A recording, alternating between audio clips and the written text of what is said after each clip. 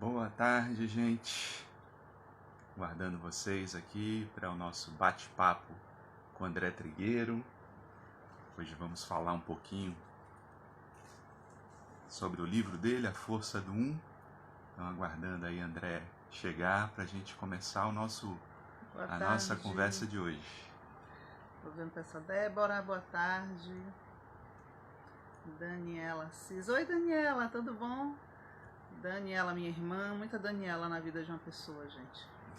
Tati. André já está por aí. Opa, André já está chegando, então vou acionar aqui.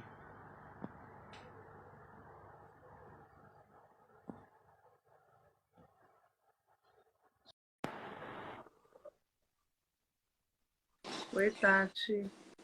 Olá, André. Oi, querido. Tudo E bom? aí, meus amigos? Que prazer revê-los. Mente, querido. Sabe o que eu estava lembrando hoje? Do nosso último almoço. Iemanjá. Iemanjá. Aquilo ali é inesquecível. Aquela comida bem feita, com amor, com cultura, com tradição, com axé, né? Aquilo Pois ali é. E você que nos levou no restaurante aqui em Salvador. Pois então, é. Realmente. Fazer o quê, né, André?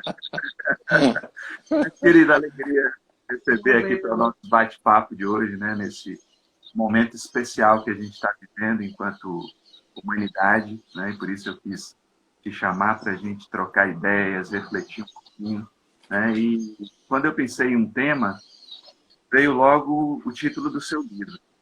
Eu não sei se você seria tão feliz no título se a gente estivesse vivendo o momento atual como você foi, talvez pressentindo já que algo grandioso estava próximo a chegar para você. Como é que foi a percepção? Como é que chegou para você o título do livro, André? O título já me acompanha e me atormenta há muito tempo, antes do livro. E eu sempre gostei dessa ideia embutida na expressão A Força do Um, porque ela traz a um só tempo a necessidade da gente acreditar na força que temos. Vocês são especialistas e craques assim no acolhimento, no atendimento profissional de pessoas em sofrimento, e nós nem sempre ou quase nunca acreditamos na nossa resiliência, na capacidade da gente descobrir em nós forças. Vamos pegar o exemplo talvez mais difícil de superação, que seja pai ou mãe que perde um filho. E é muito comum pai ou mãe dizer: eu suporto qualquer coisa menos isso. E quando eventualmente ocorre essa situação, pai ou mãe descobrem em si forças que não supunham possuir para seguir em frente. Então, primeira questão da força do um é essa fortaleza que nós não conhecemos e que está dentro de nós.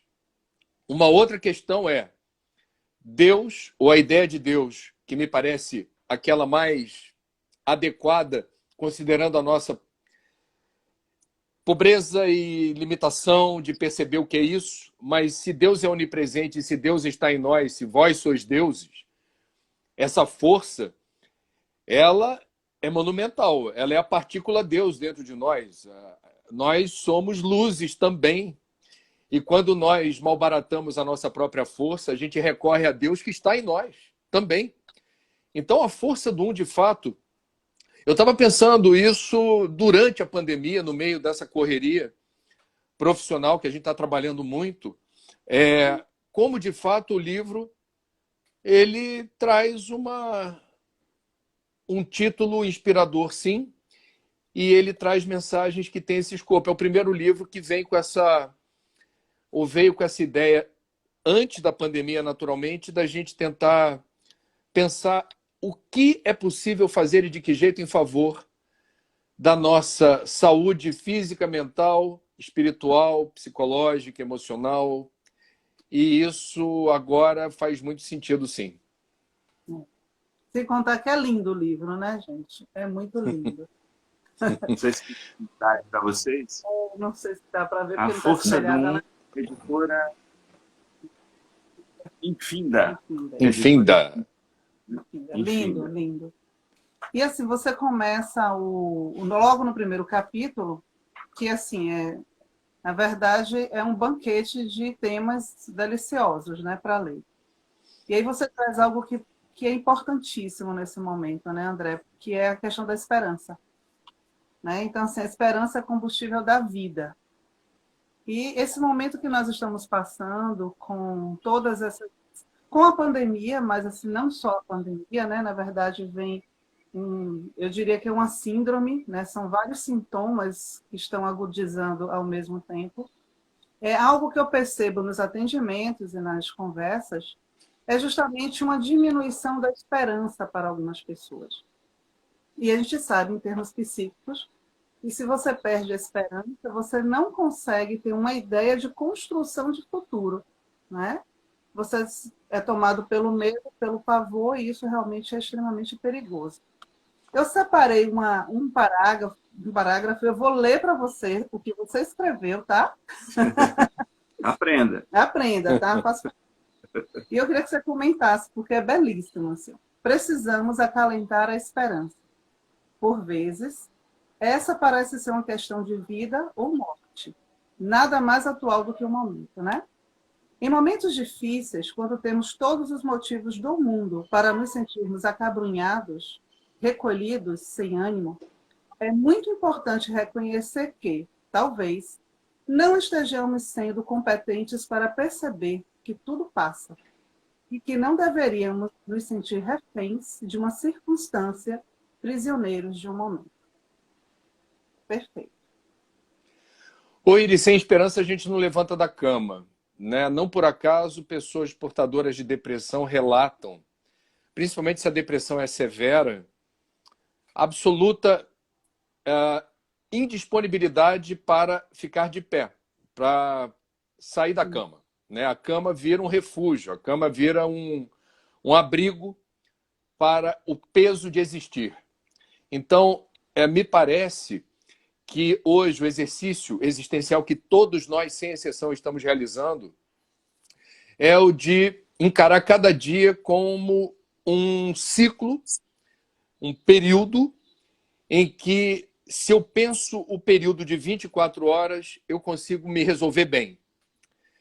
Se eu não consigo vislumbrar o futuro, porque ninguém hoje consegue dizer o que vai acontecer nos próximos dias, isso sim é um baita fator de perturbação para muitos de nós que somos afeiçoados à rotina, planejamento, calendário, etc. Então, fragmentou-se a moldura.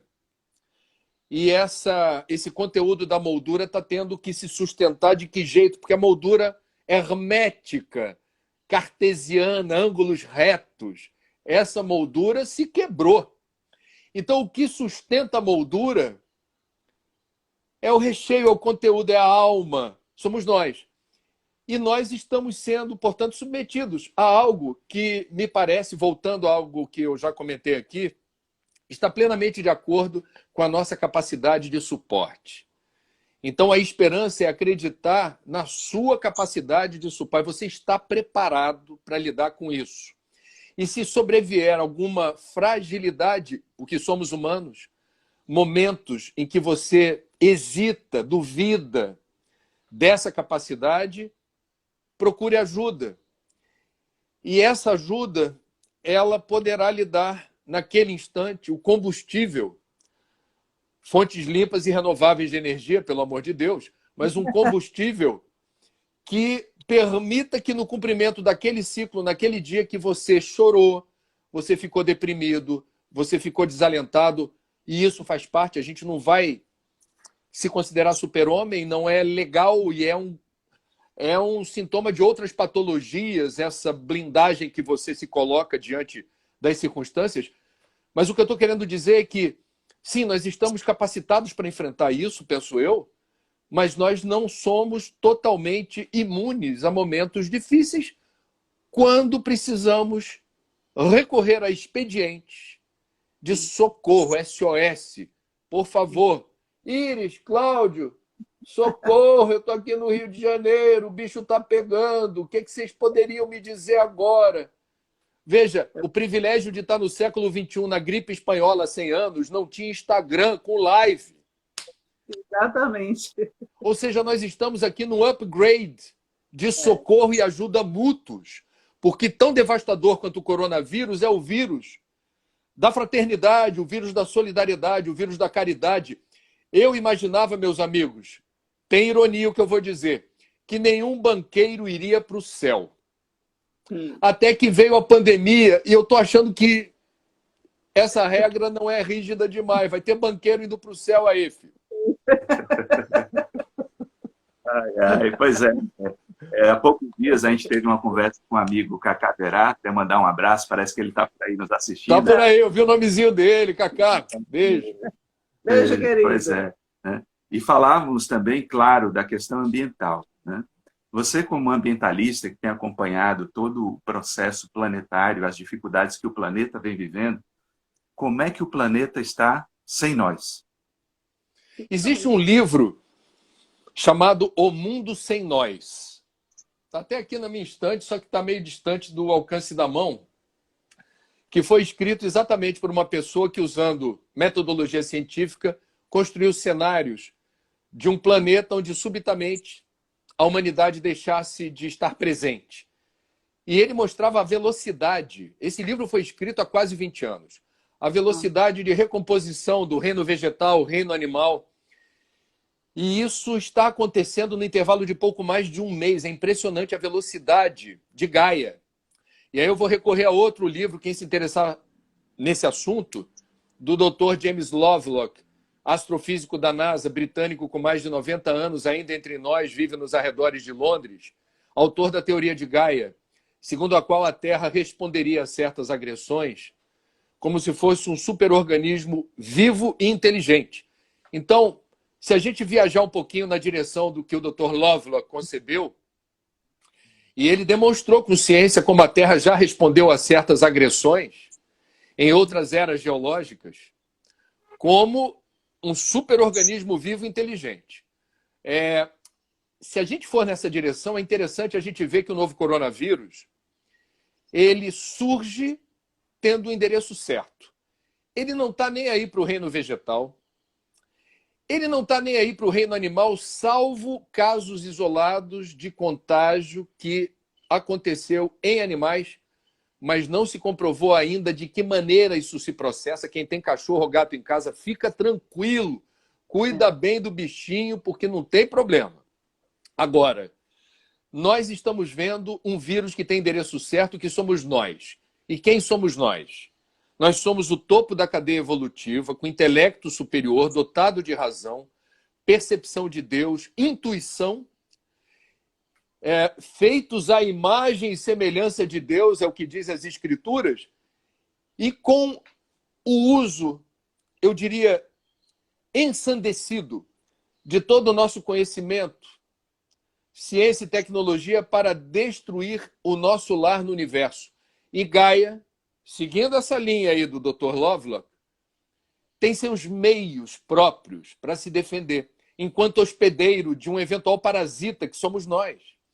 Então, me parece, essa é uma visão do Lovelock. O Lovelock é meio pessimista, tá? Quem for ler Lovelock, já dei spoiler aqui, ele tem uma visão meio sombria. Agora, numa visão, por exemplo, espírita, que nós nos apropriamos daquele ditado, o acaso não existe, né? Nós poderemos também, seguindo nessa direção, entender que chegou o momento da humanidade parar.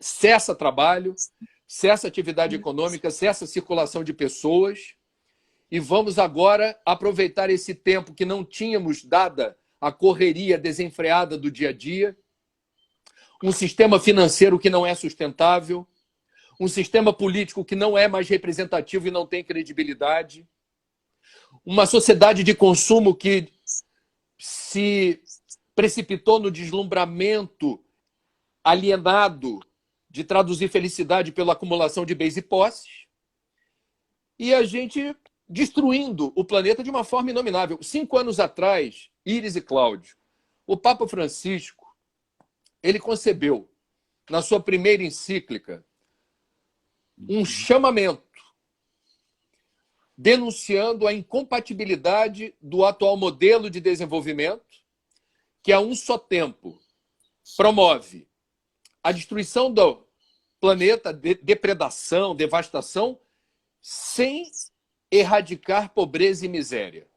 O modelo de desenvolvimento desastroso, porque na linha do tempo não tem, nas suas premissas, o compromisso de erradicar pobreza e miséria e desigualdade, e, concomitantemente a isso, destrói sistematicamente o meio ambiente.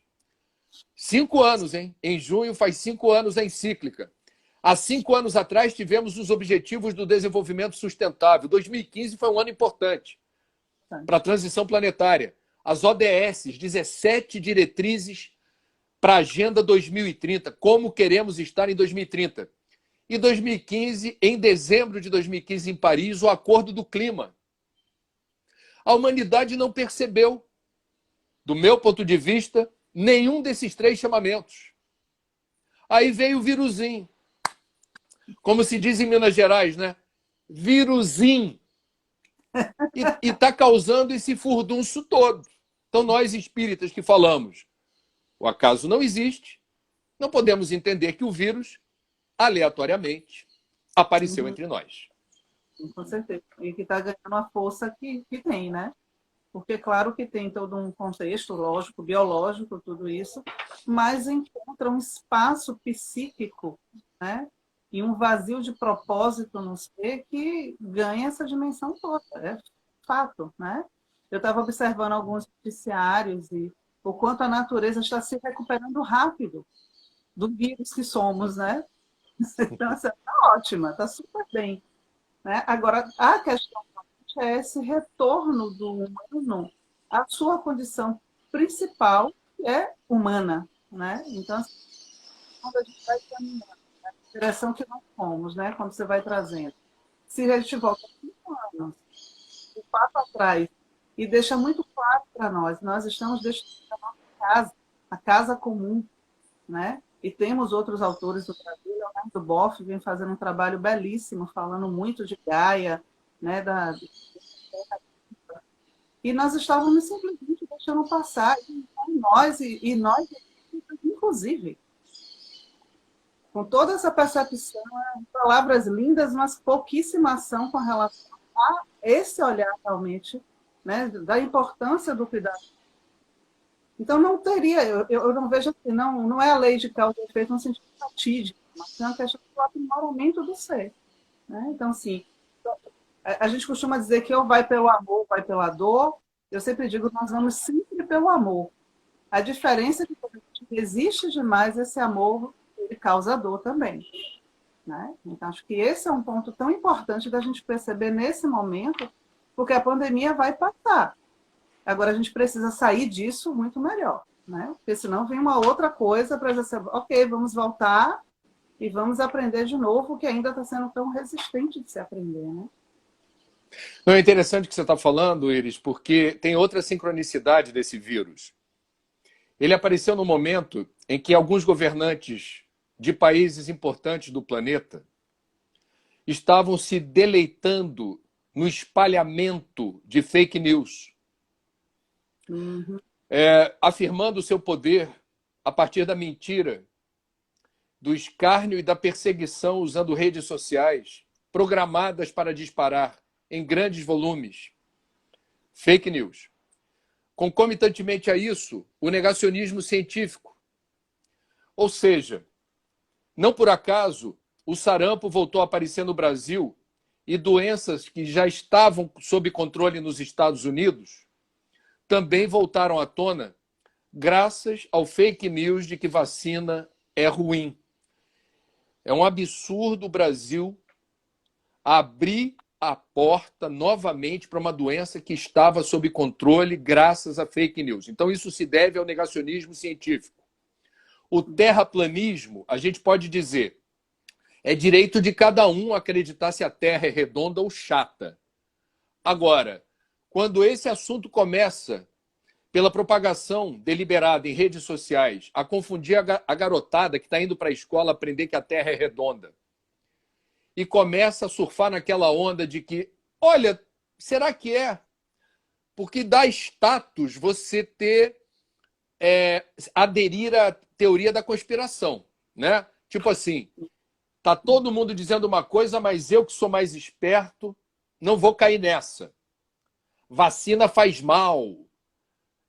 A Terra não é redonda.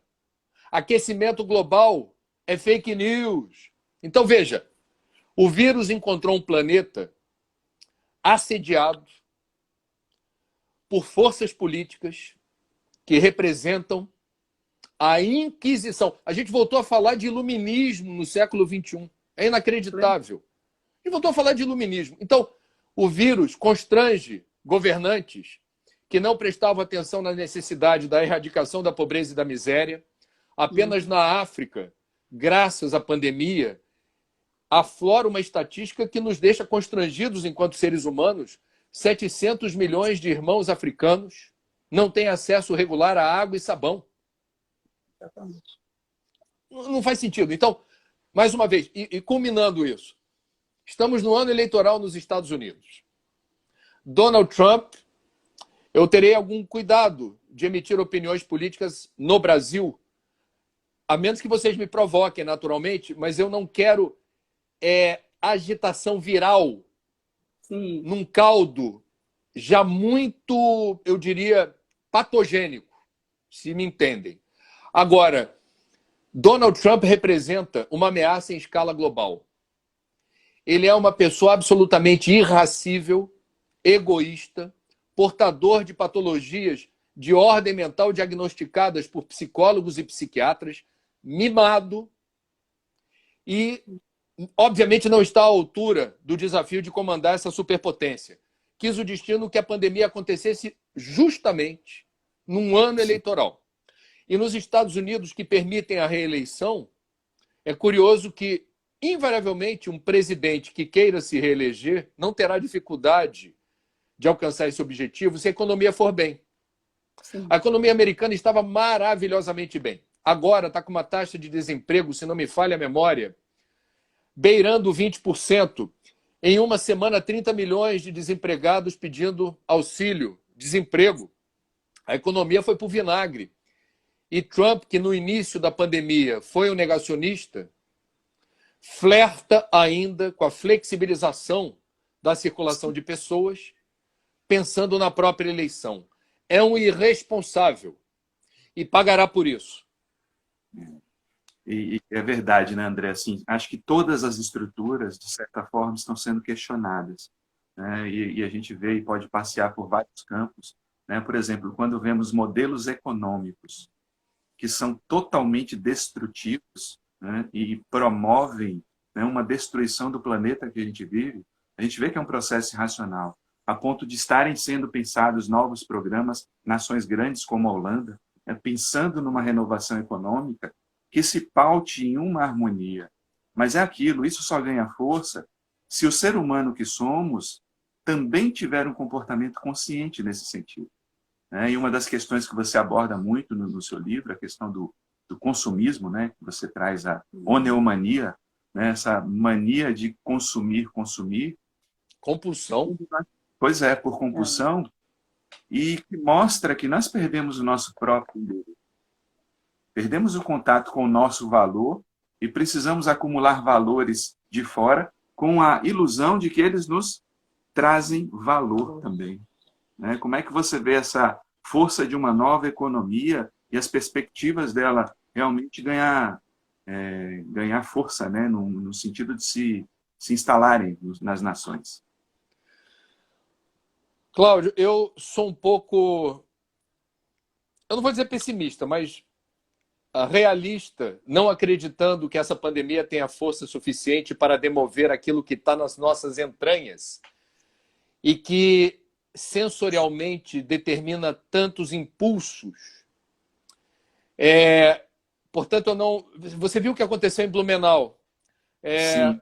É curioso, vamos usar Blumenau com todo respeito, porque eu tenho muitos amigos em Santa Catarina e também em Blumenau. Blumenau está situado numa área do Brasil com um excelente nível educacional, de renda, problemas sociais atenuados em função, digamos, de uma melhor gestão de recursos. Muito bem. Para completar, Blumenau tem uma forte influência da imigração alemã.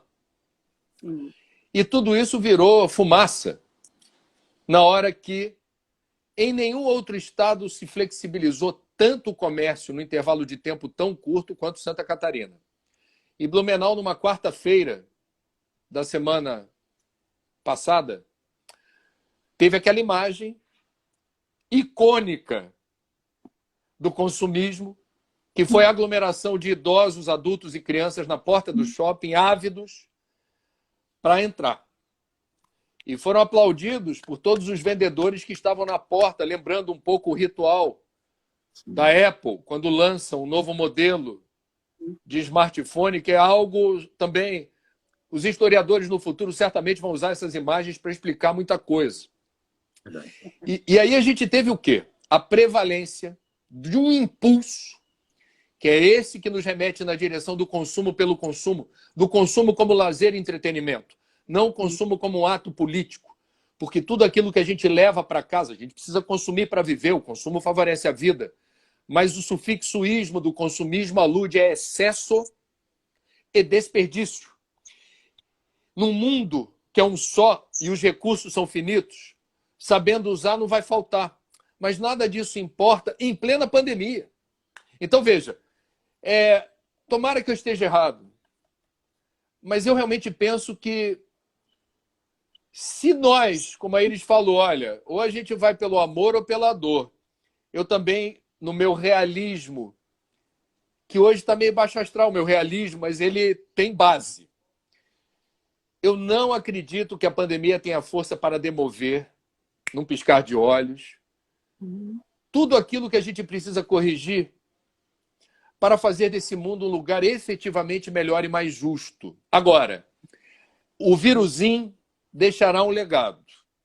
E esse legado, me parece, especialmente no Brasil, que a gente vê mais de perto, é luminoso sobre como nós somos solidários, fraternos, estamos atentos à dor que nos rodeia, apesar de tudo aquilo que eu não vou falar, que eu faço, salvo se vocês me provocarem, mas eu acho que o papo aqui é alto astral, a maior parte do povo brasileiro merece ser chamado de solidário, fraterno e atento a esses que estão em sofrimento material e emocional. Então, isso é muito comovente e isso deve deixar um legado bom. Sim, também acredito nisso, André. Porque, assim, claro, né, pensando na questão de consumo e estendendo esse consumo para um olhar do que a gente devora mesmo, né? Não só o ir comprar. A gente entra realmente em um processo já de um longo tempo, onde nós estamos... Eu vou pegar o pecado, 7 pecados capitais, né? Vamos para a gula. Então, nós estamos gulosos demais de um monte de coisas, né? E aí, claro, em termos, se a gente faz um olhar social e econômico, tudo aquilo que você pega em excesso, você gera escassez e a gente vê o resultado e isso tudo aí. Mas há uma pobreza também interna e que a gente vai vendo resultados em um monte de outras questões. E eu quero destacar uma, porque você fala disso no livro, quando o capítulo é ótimo, né? Não escreva com fígado. Amém, né? Então, quando a gente começa a perceber que não é uma coisa agora, né? Então, de 2 anos para cá, isso se intensifica muito, as pessoas começam a devorar as outras, né? De uma forma tão brutal, que diante disso que a gente observa hoje, né? De um coletivo solidário, concordo com você, porque a gente tem visto ações belíssimas. Eu não sei como é que está no Rio e em outros lugares do país, mas aqui, a Bahia e Salvador em específico, a gente tem visto coisas muito fantásticas acontecendo, né? Eu amo minha terra, mas assim, eu estou muito orgulhosa de estar neste momento no país como está vivendo aqui, né? Em termos gerais mesmo. Isso né, parabéns sempre que posso, principalmente ao governador e ao prefeito, porque assim, né, o trabalho está sendo realmente muito bem feito. E a gente também se depara, por um outro lado, com um ódio que, claro, para mim, né, como terapeuta, eu digo assim, a sombra saiu de uma maneira que é justa, né? Então, tem horas que e aí, quando você escreve o capítulo, você vai fazer um ponto falando fake news. Você, algo que está na mídia, no jornal, você, seu olhar bate e sabe com fake news.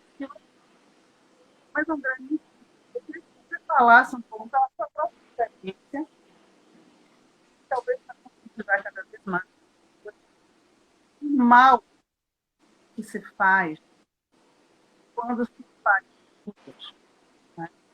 A gente tem agora, bem lá dos cachorros,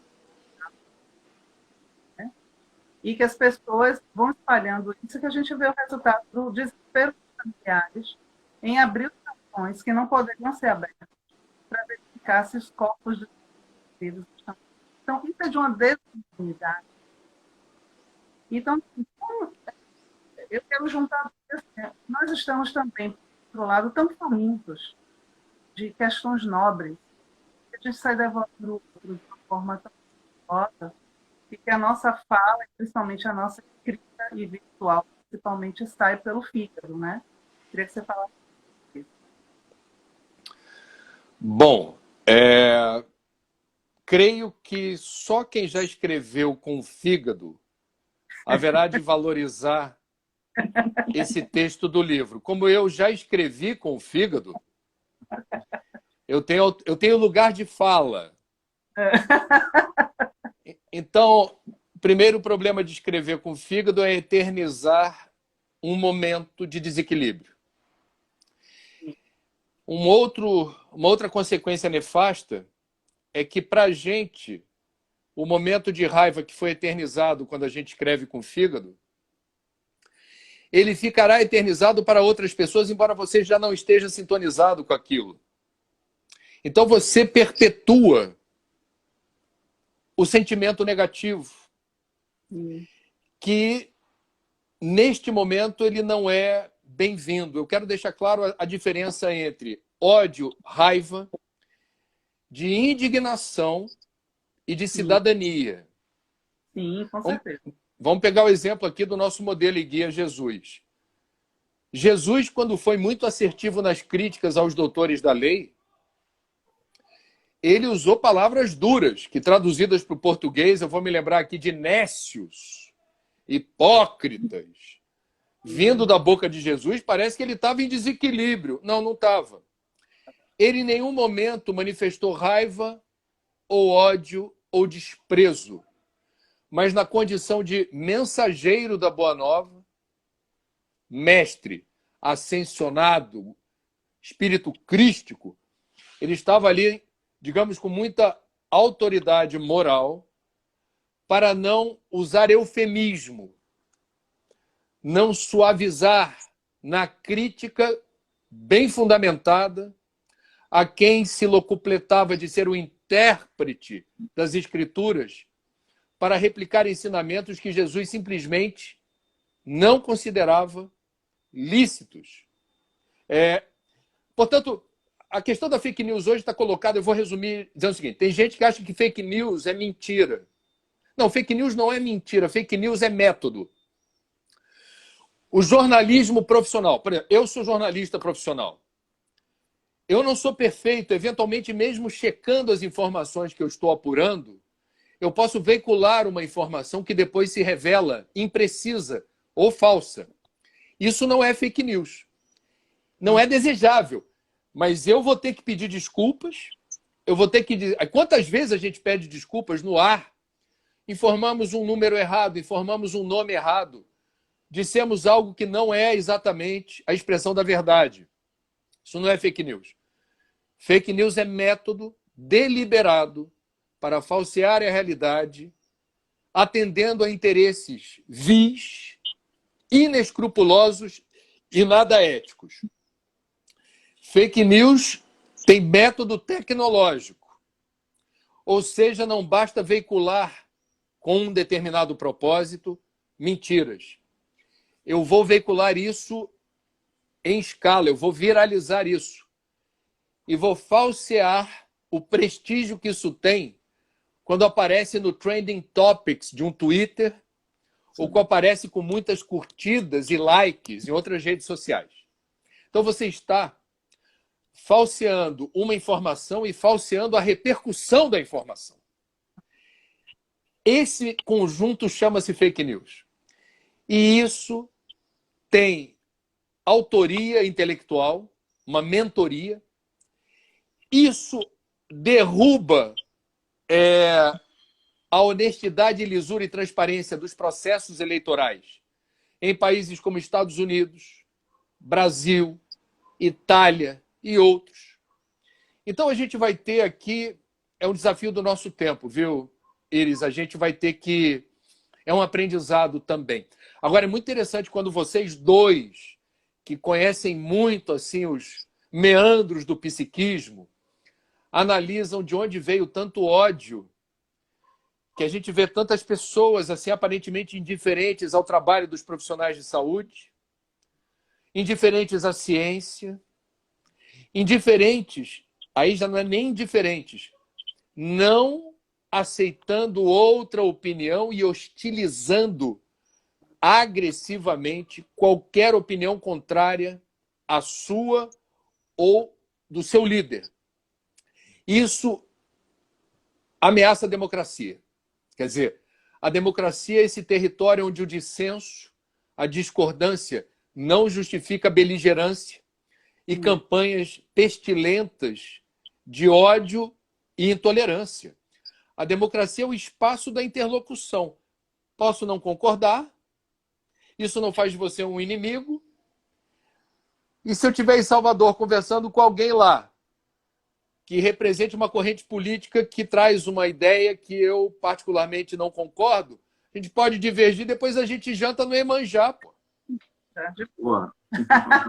E tá tudo certo, não tem problema nenhum, a vida segue. Então, veja, você percebe, esse caldo de ódio, ele não surge do nada. E cada vez que a gente vê alguém escrever com fígado, as pessoas invigilantes somatizam aquela informação. E se a gente tivesse o recurso sofisticado de uma bela vidência, no melhor estilo André Luiz, nós poderíamos ver uma pessoa consumindo conteúdos nessa direção do ódio e da beligerância numa rede social. E André Luiz hoje poderia descrever: reparem na mudança da tonalidade de cor, reparem em que órgãos da fisiologia humana esse sentimento rancoroso de ódio, de raiva, vai determinando mudanças na coloração, no funcionamento, na vibração, na sintonia, porque aí abre a sintonia, descortina, abre campo para manifestações que também tem método. Então tem um casamento. Algumas mensagens dizem que está rolando um furdunço danado no plano espiritual também, nesse embate de quem está mais esclarecido e menos esclarecido, porque junto do fake news vem as sombras drenando energia de quem está invigilante. E isso é muito sério. Muito. E é interessante quando você traz isso, André, porque assim, a própria questão, né? A religião também se deixou envolver, falo as religiões enquanto instituições, se deixaram envolver por isso, né? E se transformaram em defesas partidárias, e o propósito da religião também está sendo questionado agora. Acho que nesse tempo em que os templos de fora estão fechados, acho que é um momento muito oportuno para pensarmos na nossa relação com a religião, né? Então, assim, como é que você vê essa questão? Quais são as reflexões necessárias para fazermos nesse momento, e falamos enquanto religiosos também, para que a nossa postura ela busque de volta essa conectividade com o que realmente importa? Eu vou manifestar minha opinião, mas eu quero ouvir a de vocês. Que eu acho esse assunto muito importante que você está colocando. A sua pergunta remete ao cristianismo primitivo das catacumbas, em que não tínhamos propriamente uma hierarquia sacerdotal e institucional. E a boa nova era repassada sem maiores preocupações que engessaram a história do cristianismo num jogo de poder, inclusive político, com perseguições inomináveis, que a igreja já fez o meia-culpa. Outro dia eu estava lembrando de um livro traduzido pela Rosemary Muraro, chamado Maleus Maleficarum, que é justamente a regra adotada pela igreja para queimar na fogueira mulheres que eram acusadas de bruxaria. Então bastava a mulher ter uma risada estridente ou ter um sinal de pele na virilha ou em outro lugar qualquer, que aquilo era considerado um sinal maligno.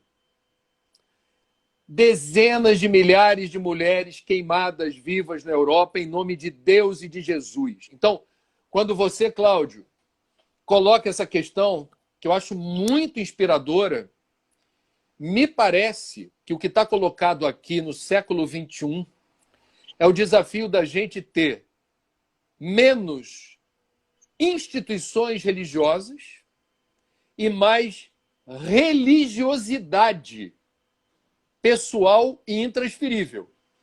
Nenhum problema haver uma instituição religiosa, mas ela é facilitadora, ou deveria ser. Ela não é protagonista, ela é coadjuvante. Ela vai dar subsídios, nutrientes para fortalecer a minha espiritualidade. Agora, ela não vai dizer de forma arbitrária como eu devo efetivamente ter a experiência de Deus ou construir valores e atitudes inspirados nesta ideia de Deus. Então, eu queria ouvir vocês e vou passar a bola dizendo o seguinte: a história da humanidade é a história da apropriação da fé como ferramenta de poder e opressão. Sim, exatamente. Assim, salvo raras e honrosas exceções, descobriu-se o recurso da fé como ganha-pão, subsistência daquele que tem o privilégio, o dom, a luz de ter sido ungido, sabe lá Deus por quem, para ser o medianeiro de Deus na Terra. Então tem ganho econômico, uso de poder político, e no nosso país isso é explícito, eu não vou revelar nada aqui. Isso está verbalizado. Sim. Há segmentos cristãos com projeto de poder. Esses segmentos não gostam de um Estado laico. Abominam claramente a laicidade do Estado, que foi reforçada na Constituição Cidadã de 88, e que é uma conquista civilizatória, porque o Estado só pode ser justo se for laico. Porque o Estado laico respeita o direito de qualquer cidadão, qualquer brasileiro, professar qualquer credo ou fé, ou não ter nenhum credo e nenhuma fé. E ele não é menos brasileiro, nem mais brasileiro por isso. É perigoso, porque quem chega ao poder e diz, agora sim, essa é uma nação de Cristo. Qual é a sua visão de Cristo, cara pálida? Porque pode não ser de boa parte dos cristãos. E o que essa visão de Cristo tem a dizer sobre o papel das mulheres na sociedade? O que essa visão de Cristo tem a dizer sobre liberdade de orientação sexual?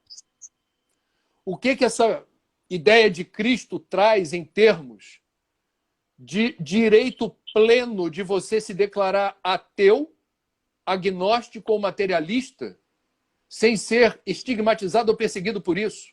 Vocês percebem o risco, né? Eu queria ouvir vocês sobre isso, por favor. Eu estou rindo aqui porque alguém colocou, você falou das mulheres queimadas, aí alguém botou assim, é exemplo da nossa Íris, a bruxa. Eu aguento com isso, gente? Acho que foi um elogio, hein? Não, eu tomo como elogio, com certeza.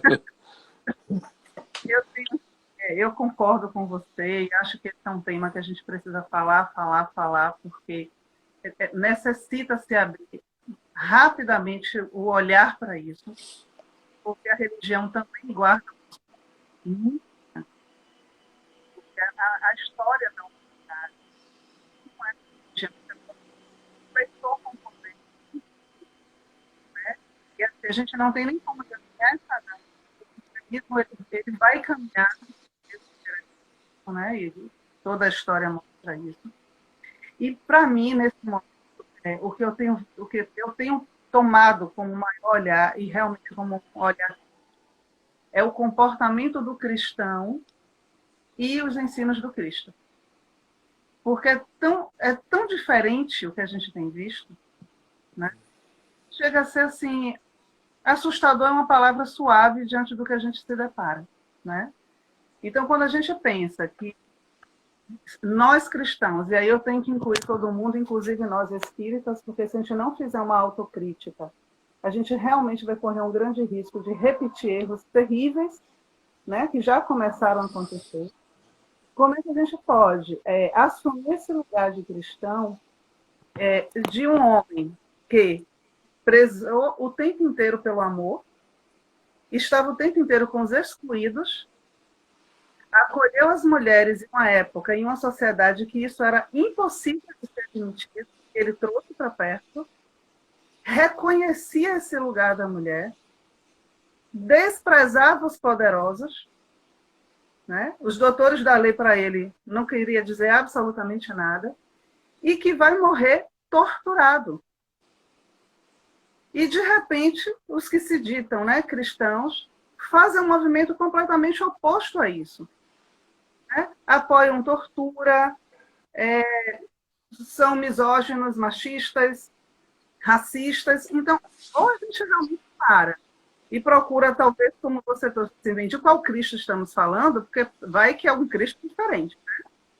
Ou realmente a gente vai correr um risco enorme de, assim como tantos outros momentos lá atrás na história, nós, e aí eu vou trazer de novo a crítica muito próxima do espírita, cometermos os mesmos crimes em uma outra proporção que a humanidade já cometeu durante todos esses séculos.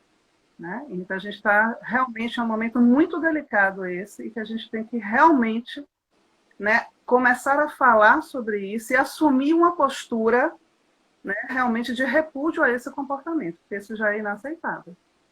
Eu penso, André, que hoje o Cristo não seria cristão. A gente chegou num paradoxo tão grande, né, que não vejo o Cristo cabendo dentro de nenhuma, incluindo o Espiritismo. Nenhuma denominação comportaria o tamanho da personalidade.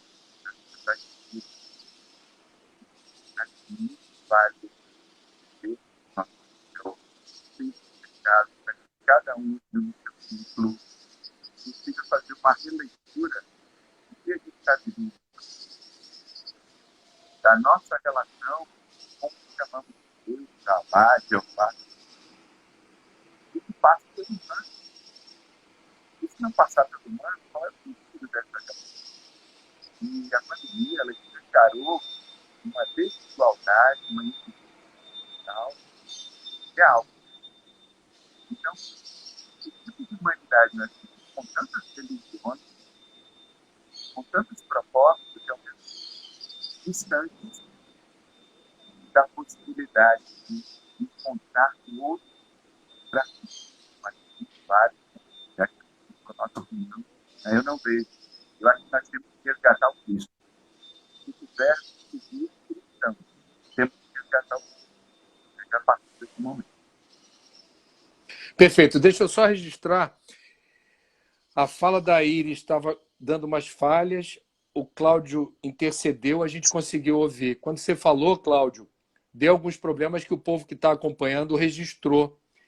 Eu não sei se é posição ou encaixe do microfone entre vocês aí, tá? Sim, do celular aqui, tá melhor. Tá. Agora melhorou alto e claro. Tá. Alô, base, alto e claro. Ok, base. Eu vou ficar segurando o celular. Mas eu falava exatamente se resume nisso. Eu não vejo Cristo como cristão. Não vejo comportando, e assim, isso é muito triste de reconhecer, né? Nos dizemos cristãos, né, nós espíritas prezamos, né? Questão 621 ou algo parecido, né? O Cristo é o modelo e guia, né? Impostamos a voz para poder ficar bem, né, colocado aquilo, mas infelizmente ele não é um guia, né, do retrato da humanidade, do retrato, e se a gente fizer um recorte desse retrato, colocando só os cristãos, não vão ficar. Não vejo como isso. Verdade, verdade. Pois é, André, eu Eu tenho acho uma que pergunta. muito mais importante, né? Assim, muitas pessoas perguntam, o que que eu posso fazer isoladamente? Então, assim, nesse momento em que nos deparamos com essas crises todas, né? Trazendo a questão da força do um, o que que cada um pode fazer isoladamente, né, para auxiliar o momento que a gente está vivendo? Ações práticas que você tem visto funcionar, né, que você pode nos dar como dica. Bom, vamos lá. Sempre com cuidado de não generalizar soluções, né? Porque cada um, seu cada um.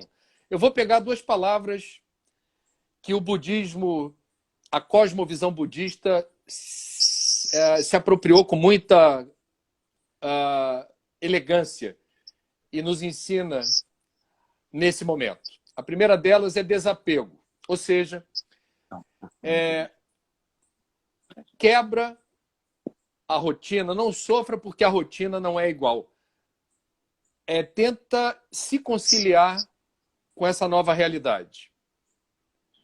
Tente se conciliar com essa nova realidade. Reconcilie-se com ela, porque ela está acima do teu poder de transformação. Então, eu estou me lembrando muito dos nossos irmãos detentos, os irmãos apenados, porque nós estamos, em boa parte dos casos, aprisionados na nossa casa, Sim. no nosso lar. E nós temos, mal ou bem, uma cama. É possível que eu não tenha toda a comida que eu gostaria de ter ou ainda esteja passando por aflições, mas eu sei que em algum lugar existe alguém que está realizando uma campanha que pode chegar a mim, eu preciso fazer isso chegar a mim. Então, os detentos, os apenados, e eu vou colocar aqui alguns livros que eu acho que são inspiradores, os livros do Frei Beto, que passou pela prisão, romances ou histórias baseadas em fatos reais, Papillon, o Diário de Anne Frank. Então, a gente vai descobrir que a restrição de movimento não significa o inferno na Terra. A gente pode transformar problema em solução no perímetro de circulação que sobrou. Muito bem, esse é um ponto. É possível ser feliz respeitando o isolamento social. Feliz, André? Vamos promover o estado de graça nas pequenas coisas. Então, por exemplo, eu estou aqui apartado da minha mulher, Cláudia, que tem uma comorbidade, ela tem as plaquetas muito baixas. Eu ouvi 4 especialistas, ela ouviu também. Todos falaram, André, se você está na rua, se você está fazendo o seu trabalho e pegar o novo coronavírus e estiver junto com a Cláudia, se ela pegar, é encrenca. Então, estou há 1 mês e 1 semana apartado fisicamente, sem ter abraço, beijinho, nada. Óbvio que isso causa sofrimento. E a gente vai reinventando a rotina. Então, quase 1 semana, eu sugeri a ela, eu queria dar um passeio com você de mãos dadas no entorno do seu prédio, no seu playground. Pode ser? Eu lambuzo a mão de álcool gel, levo máscara, a gente fica com mãozinha dada e dá algumas voltas. A gente deve ter dado umas 15 ou 20 voltas no prédio, matando a saudade. Anteontem, na verdade ontem, dia do trabalho, eu estava de folga, ela me chamou para almoçar. E o protocolo do almoço foi, eu deixei o tênis na porta da casa dela em Botafogo, do apartamento, entrei, já sentei, a mesa já estava colada na porta, eu sentei, entrei e sentei. Ela sentou do outro lado da mesa. A gente conversou, matou saudade, conversamos um monte.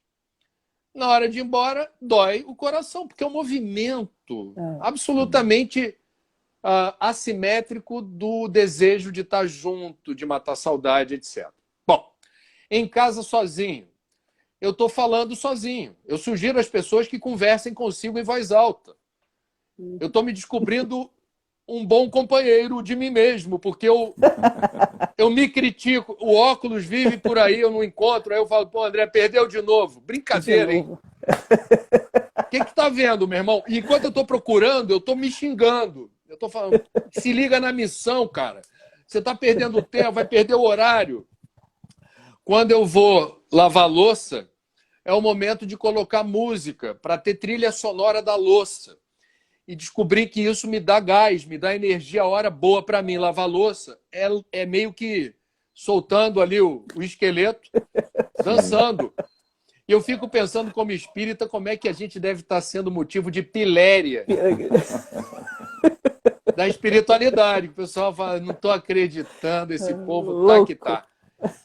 E nos momentos de tristeza, de melancolia, nos momentos de desânimo que eu tenho, e eu não tenho medo desses momentos, porque eu sei que fazem parte, e eu aprendi com o Espiritismo que dor e sofrimento não são contra mim. Eles me ajudam a descobrir quem eu sou e qualificam o meu protocolo de resposta. Então, mesmo quando a tristeza demora a ir embora, eu aprendi a ser mais tolerante com ela, falando assim, ela não surgiu do nada. Ela tem a razão dela. Tem um amigo meu, Arthur Dapiev, jornalista, é um craque, assim, professor da PUC também, colega lá. O Dapiev, uma vez, ao vivo no Estúdio I da Globo News, teve um comentário de um outro colega debatedor falando assim, o Dapiev elogiando uma música de uma determinada banda, e aí essa pessoa fez o contraponto dizendo, Dapiev, mas a música é triste, né? Aí o Dapiev se interpôs e falou, e qual o problema da tristeza? A tristeza tem o seu lugar. Ela faz parte desse caleidoscópio de sentimentos humanos. Eu preciso é saber lidar com a tristeza, né? Exatamente. Então, esse entendimento de que nos momentos em que os que nos escutam aqui estiverem em desacordo com o alto astral, estiverem borocochôs, não estigmatize esse momento e procure descobrir, é a sugestão, já que vocês pediram, o que você acha que pode funcionar para tentar administrar melhor esse momento. Eu nem digo suprimi-lo, suprimir a tristeza, suprimir o desânimo, mas é você negociar com isso. Falar assim, bom, preferia não estar sentindo isso, mas se isso me acometeu, é algo que está no meu radar, entrou no meu, na minha psicosfera, então está na hora de eu prestar atenção e dizer, vou acionar o YouTube para assistir uma palestra ou uma música de uma banda preferida, vou partir para uma leitura edificante, vou ligar para alguma pessoa apenas para ouvir a voz dela, se eu tiver inibido para dizer, eu estou tão triste hoje, eu vou dizer assim, oi, eu faço isso. Faço isso com a Cláudia, faço isso com o Daniel, meu irmão. Eles nem sabem, eu ligo assim, oi, mozinho, diz uma coisa boa aí. Oi, Daniel, como é que você tá? Como é que estão as coisas? E cada palavra que ele vai falando, eu estou ali me nutrindo de parceria, de contato. Então, em linhas gerais, é a gente aprender na dor. E a gente aprende. A gente aprende. Eu estou aprendendo muito comigo. Que ótimo. André, olha só, o horário deve acabar. Aí eu já vou avisar o pessoal que a gente retorna, porque se cair de repente, a gente não parecer que é todo mundo mal educado, né? Que é feio isso, né? Aí a gente Tô aqui volta, com vocês. tá, gente? Segundo Ok. tempo, prorrogação e pênalti. Vamos O nessa. chocolate está do lado aí, reforçado. O chocolate já foi um balde, cara. Aliás, olha, só rapidinho, antes que o tempo termine, eu estava numa dieta, falando assim, por exemplo, a chocolatada eu tinha dado um tempo, leite eu já tinha dado um tempo também, eu estava no suquinho, turbinado. Agora, velho, eu descobri o seguinte, por alguma razão, achocolatado, que deve ter açúcar, né, e a glicose responde, é terapêutico para mim. Pois é. Eu estava mais de um ano sem pedir no Bob's um ovo maltine. Que na minha juventude... Tá dando 10 Opa. segundos aqui. Então vamos Até a parar e próxima. retomar. A gente Até a retoma. próxima encarnação. Agora já te chamo. De baixo. Pega o microfone. então deixa aqui. Não, Deixa em cima. mas é isso, quando ele fica. Opa, retomando aqui, guardando o André chegar aqui pra gente Ai, fechar a socorro. nossa conversa. Fechar não, né? Falar mais, né? É, Ninguém vai fechar nada agora.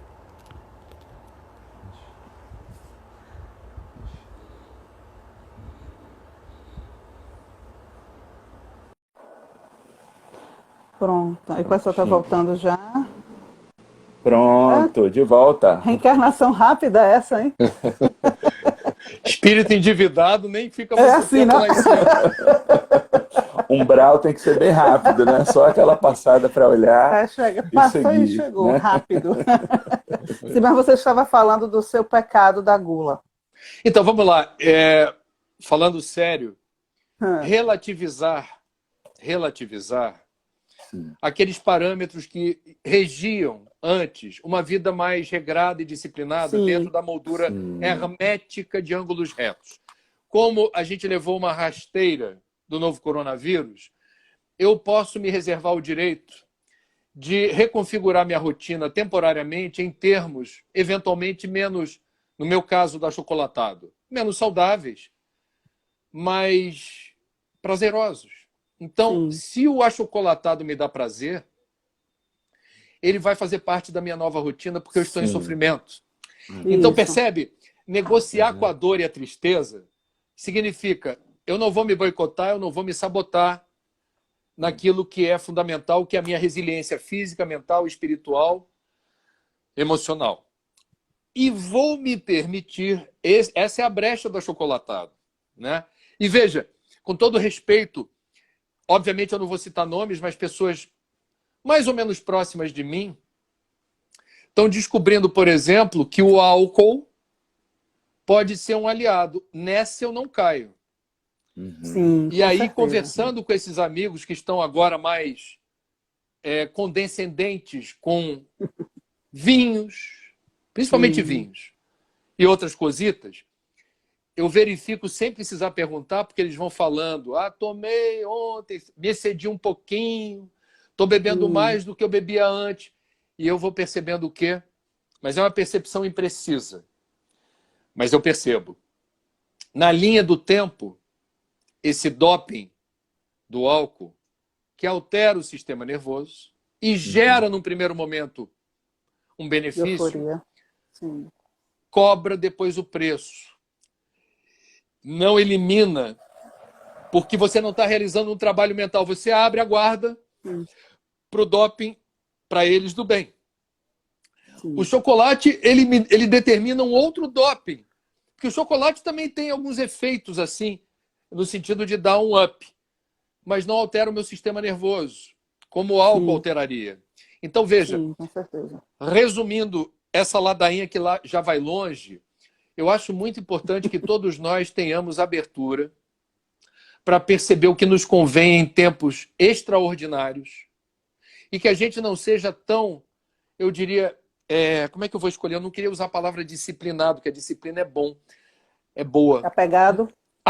Apegado àquilo que antes estava absolutamente bem encaixado na minha vida e agora nem tanto.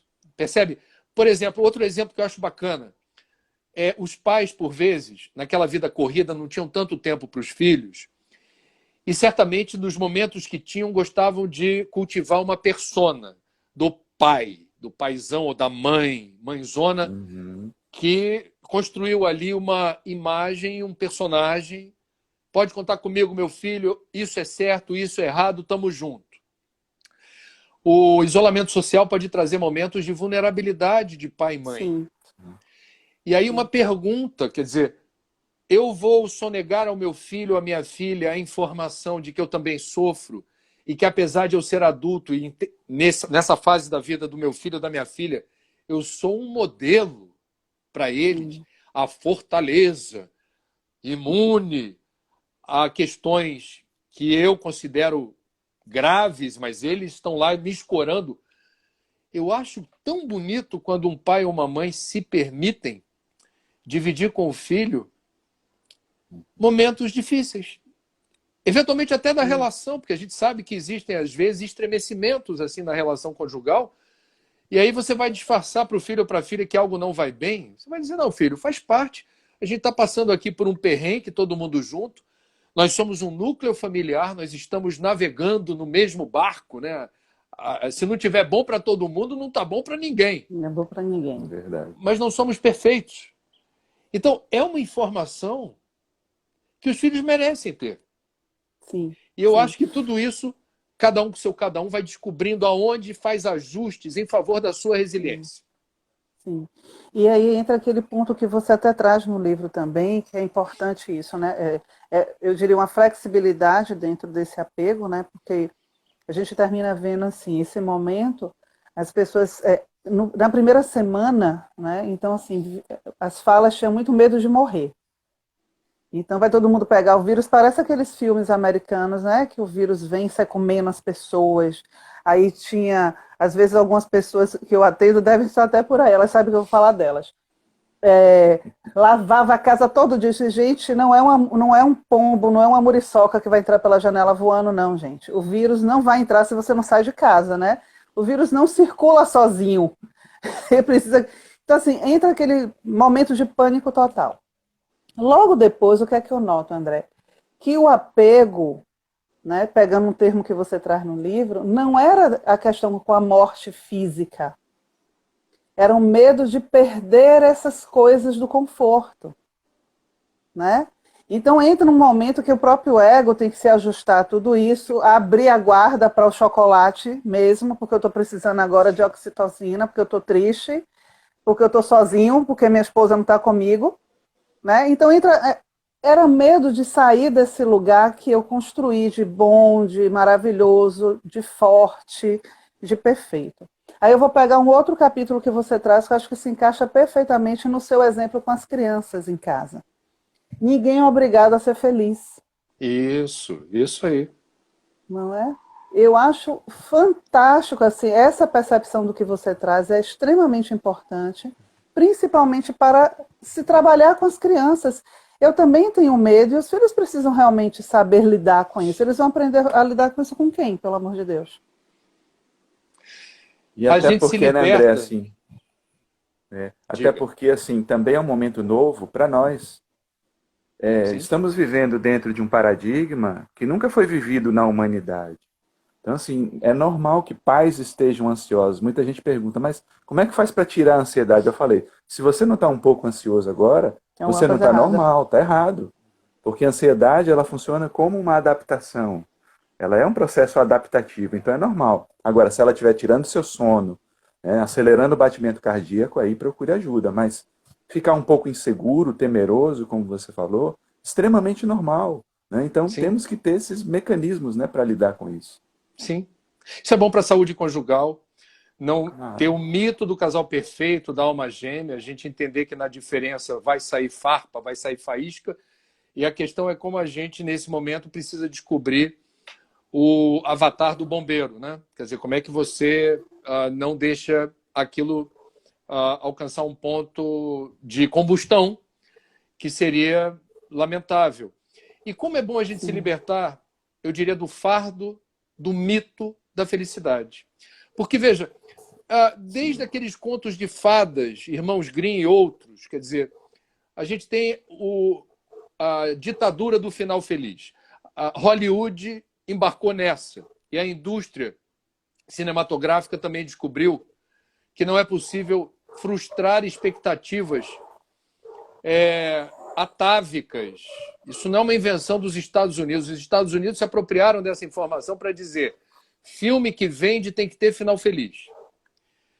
E aí você tem um modelo que retroalimenta aquilo que a noiva, quando casa, quer o príncipe encantado, né?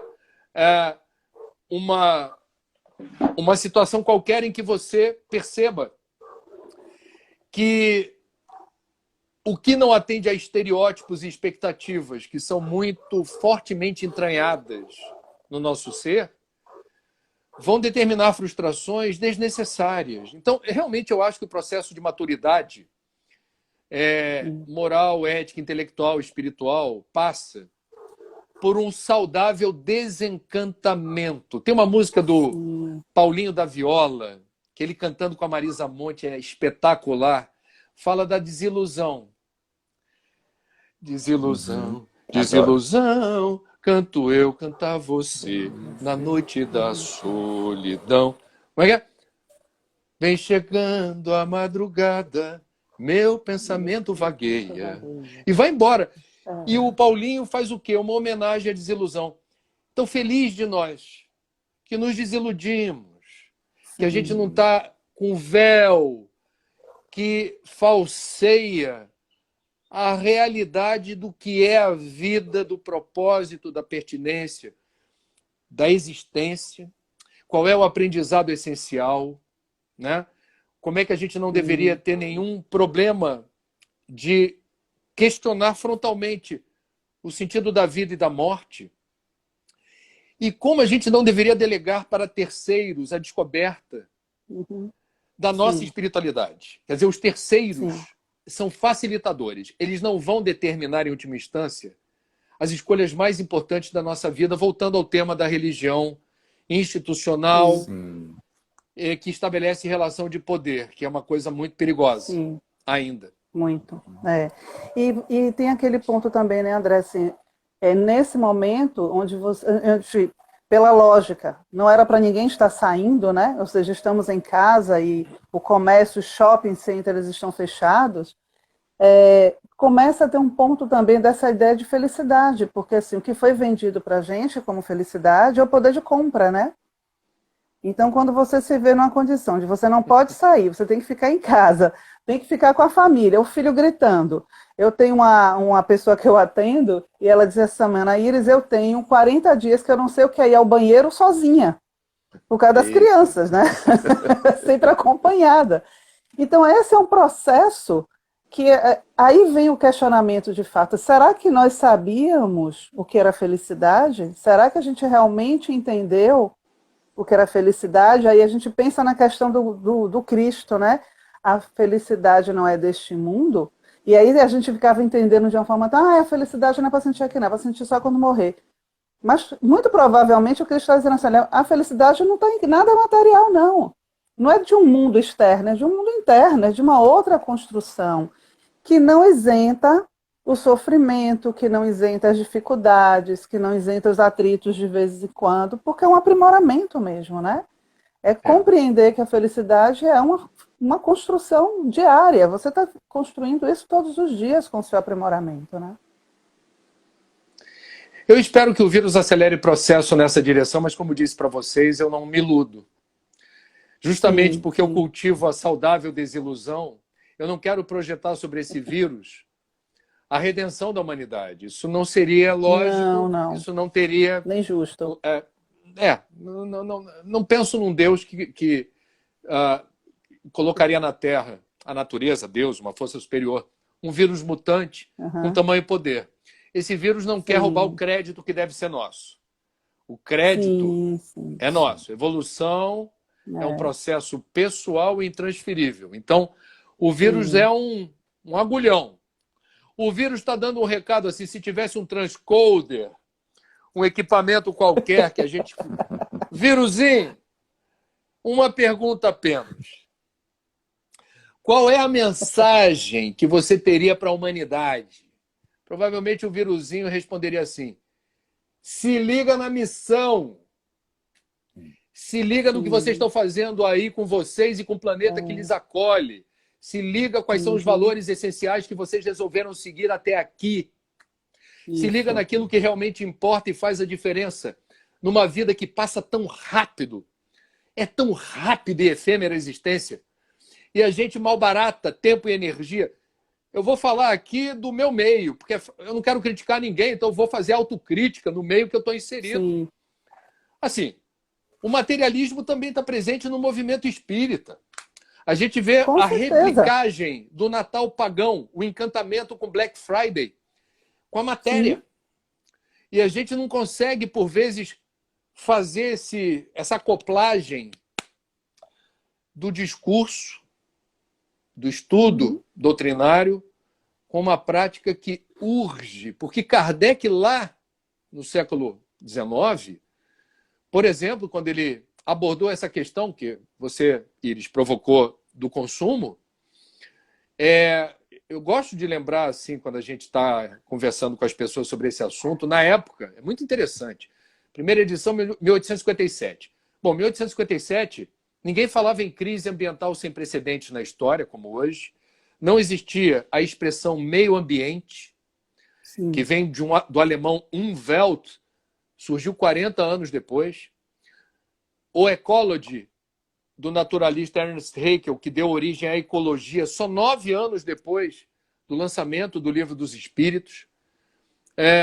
Sustentabilidade. Desenvolvimento sustentável foi uma expressão, eu diria, plugada, catapultada para o mundo, aqui na minha cidade de São Sebastião do Rio de Janeiro, na Rio 92, lá no Rio Centro, na Conferência da ONU. Foi dali que surgiu Sustainable Development. Então, Kardec, ele lembrou, quando a gente fala de reforma íntima, não é possível a reforma íntima sem atinar para a lei de conservação.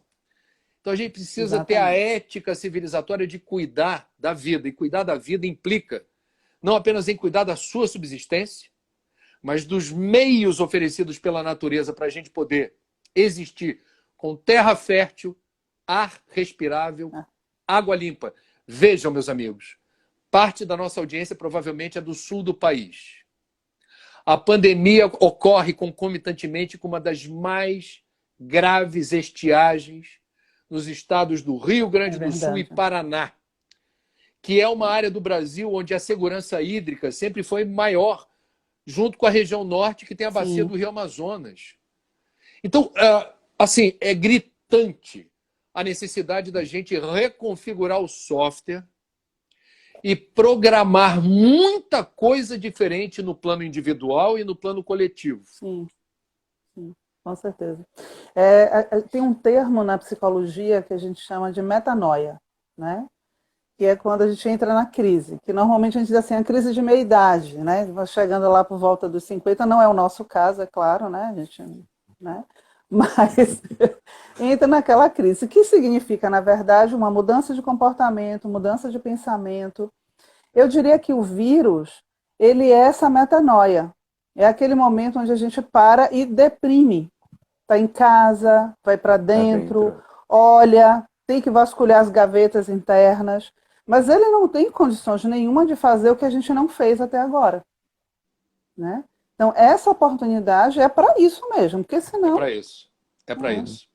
O Carlos, que é de Santa Catarina, que acompanha a página de vocês, falou que o Estado também está enfrentando estiagem. Então, temos a região sul. Nossa, um momento muito delicado. Né? Muito delicado. Com certeza. Se somam várias crises, né, André? E eu li algo muito interessante há poucos dias, né, de James Hillman, é um autor junguiano, que ele dizia o seguinte, olha, a terapia, durante muito tempo, ela ficou fixada nos conflitos intrapsíquicos. Então, analisávamos ali traumas com o pai, traumas com a mãe, traumas familiares, ocorrências desagradáveis, a baixa autoestima, a dificuldade em relacionamento.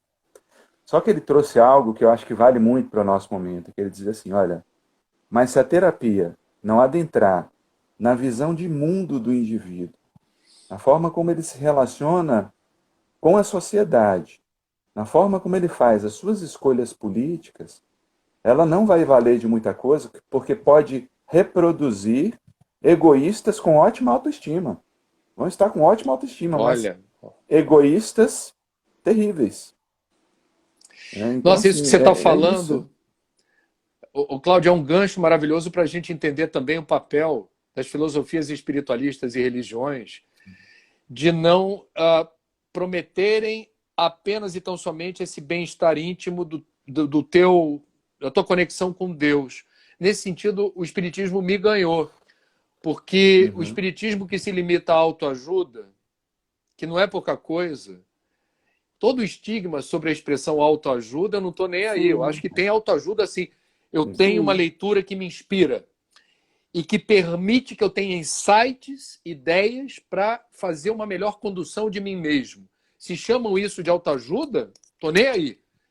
Estou dentro. Acho importante. Agora, se a religião, como a terapia que você falou, e eu acho interessante isso, realizam apenas um movimento que permite que você sacie inquietações e angústias e consiga se adequar a um mundo doente.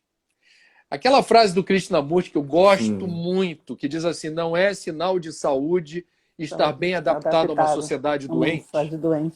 É algo fantástico, porque explica em certa medida o lugar da loucura na sociedade. Raul Seixas já sabia disso. Sim. O maluco, beleza. Baiano, assim, né, gente? Baianão. Assim, por vezes a patologia é a resposta algumas patologias, provavelmente de ordem mental, são respostas saudáveis ou compreensíveis. Não vou nem chamar de saudável, vou chamar de compreensíveis a um ambiente de desequilíbrio. Então, a gente tem, assim, vamos lá, a evolução não dá saltos. Eu acredito, meus amigos, eu vejo o trabalho de vocês, como de muitos amigos, espíritas ou não, como de semeadores de ideias e atitudes que remetem a uma civilização mais humanitária, sensível e comprometida com a vida em abundância. A gente não deve ver, Iris e Cláudio, o resultado dessa semeadura. Mas eu acho que vocês concordam comigo, penso eu, que a gente também seria muita pretensão que na nossa escala temporal de uma encarnação a gente quisesse melhorar coisas que nós no passado contribuímos para o agravamento. Então estamos numa conjuntura cósmica, universal, de, eu diria, uma saudável inquietação, uma saudável angústia. Não sei se foi Schopenhauer que disse certa vez da angústia que tem um componente saudável, que é você justamente reagir a estados, eu diria, letárgicos, assim, de quietude, no momento em que o que a natureza pede de você é resposta. Levanta-te e anda. Você está indignado? Manifesta a indignação. Você acha que bater panela faz bem para a tua alma? Vai bater panela. Se você for para a rede social escrever qualquer coisa, não escreve com o fígado. Mas manifesta-se. É verdade. E é importante isso. Você falou, o que você falou agora me lembrou muito de uma palestra que eu assisti com a Graça Machel. E assim, maravilhosa, né? Viúva não. Ela não sei se ela estava casada com Mandela na época que ele desencarnou, mas ela foi casada com Mandela. E no meio da fala maravilhosa daquela mulher, no auge dos seus 73 anos, ela começa a falar de um projeto que ela está fazendo que só vai dar resultado mais ou menos daqui a 30 anos. Sensacional. Né? Ela é maravilhosa. Então aquilo me contaminou, porque ela diz assim, que no meio da conversa alguém pergunta a ela, mas Graça, você não vai ver o resultado disso. E ela disse, mas não é isso que importa, porque eu estou aqui agora. Eu não sei, daqui a 30 anos realmente eu não sei se eu estarei aqui, mas eu estou agora, e é agora que eu tenho que fazer, que é preciso fazer. Né? Acho que é esse o ponto, e aí a gente junta, inclusive, com o que nós falávamos da questão da religião, que você falou no início da sua fala, para mim, ali resume muita coisa. Precisamos menos de religião e mais de religiosidade. Né? Então, a partir do momento que a gente conseguir compreender o que é uma religiosidade, o que é ter um comportamento mais humanista, humanitário, né? Aí sim a gente tem condições realmente de pensar nessa sociedade do futuro, né? Nessa sociedade realmente que tem todo o resultado de uma regeneração, porque a regeneração em si é dolorida, né? Ninguém passa pelo hospital e fica lá se regenerando, ótimo, né? Tem todo um processo de recuperação de tudo isso que a gente deixou de fazer realmente durante todo esse tempo, né? Você falou de regeneração, vai outra cutucada no meio que a gente transita e que a gente não está imune à crítica. É muito comum a curiosidade dos espíritas. E a transição planetária já começou? Vai acabar quando? Quando é que começa, quando é que termina? Em que nível estamos? E o que eu aprendi, que eu tento, é como eu respondo para mim, não é para os outros não. Não importa isso. Esse calendário é interno. Como vai a sua transição planetária? Como é que você... Exato. Porque eu faço essa pergunta para mim todo dia, como é que eu estou fazendo a minha transição planetária? Pô? Isso, exatamente. Que é isso, gente? Mais uma vez, e isso é ancestral, a gente quer a religião de resultados. Isso explica muito de alguns segmentos religiosos do Brasil, muito populares, que prometem o que a farmácia oferece. Quer dizer, você está com uma... Você foi ontem, enfiou o pé na jaca no churrasco, e bebeu o que não podia, comeu o que não podia, e desrespeitou a quarentena também, ainda tem essa. E aí chega na farmácia, veja, para pedir o quê? Um negocinho para o fígado, para bilis aqui, que tá esquisito. Esse comercial mentiroso de televisão, não tem nenhum medo de dizer isso, que é mentiroso, que sugere em 30 segundos de comercial que você pode comer o que você quiser, beber o que você quiser, que depois você toma um pó mágico que vai restabelecer tua saúde. Tudo. Isso é fake news total. Todos os gastros que eu conheço dizem um absurdo que um comercial sugira que uma pessoa possa tomar um pozinho depois de enfiar o pé na jaca e a regularidade com que se toma esse pozinho detona o teu estômago. Já dei o recado aqui. Pronto. Então vamos lá.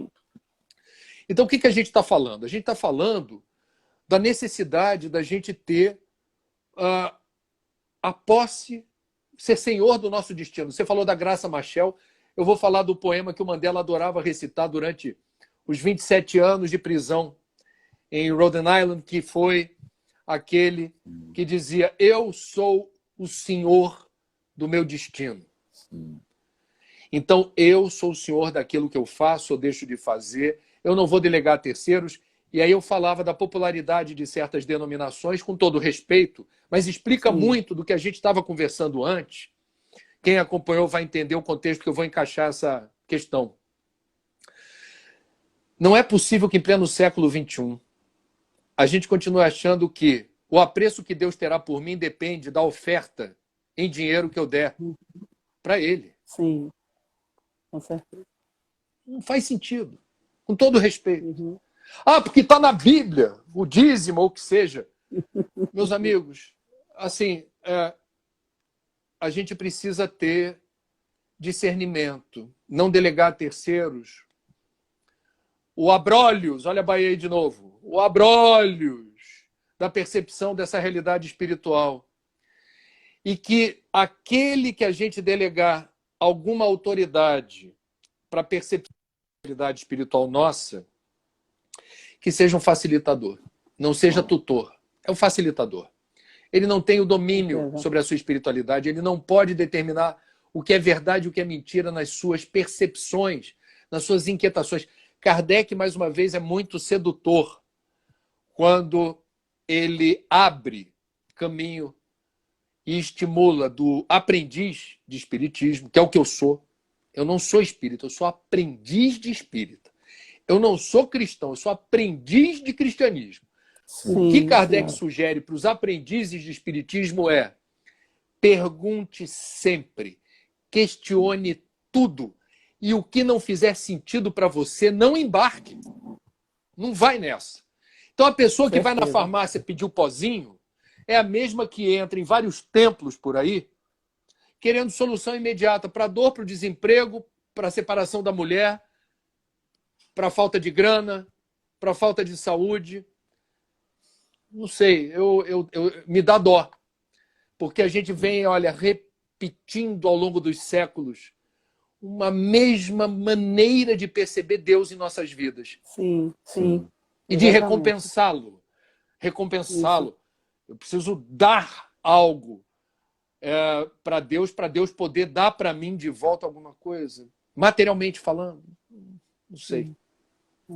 Que isso é a barganha, né, André? Porque entra naquela relação extremamente infantil de troca, né? Então, assim, as 30 moedas que Judas recebeu para poder beijar o Cristo, né? Então, a gente termina repetindo esse processo que tem a ver, claro, com a nossa imaturidade psicológica, né? E, assim, muito bem colocado a ideia de que a transição planetária é individual também, né? Não dá para você imaginar se não há uma igualdade, né? para tantas outras coisas, não vai ter também para a evolução espiritual, né? Então é um caminhar mesmo, é uma construção, porque senão não seria justo. É aquilo, né? né? Estamos no mesmo barco, mas cada um na sua cabine. É. E tem que olhar para a cabine própria para fazer a leitura, né? Acho que uma leitura importante desse momento, né? Essencial de humanidade, porque a gente está tendo a oportunidade de repensar o nosso caminhar daqui para frente.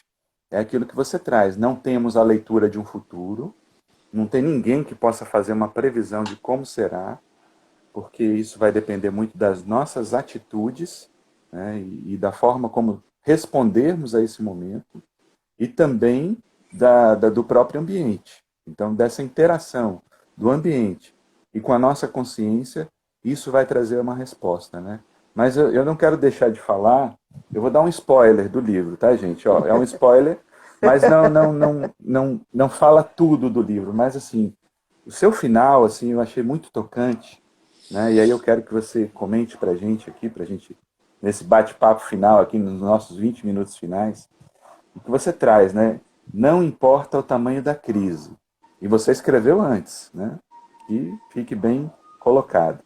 Não importa a loucura do mundo. Não importa a sensação de impotência. Existe a força do um.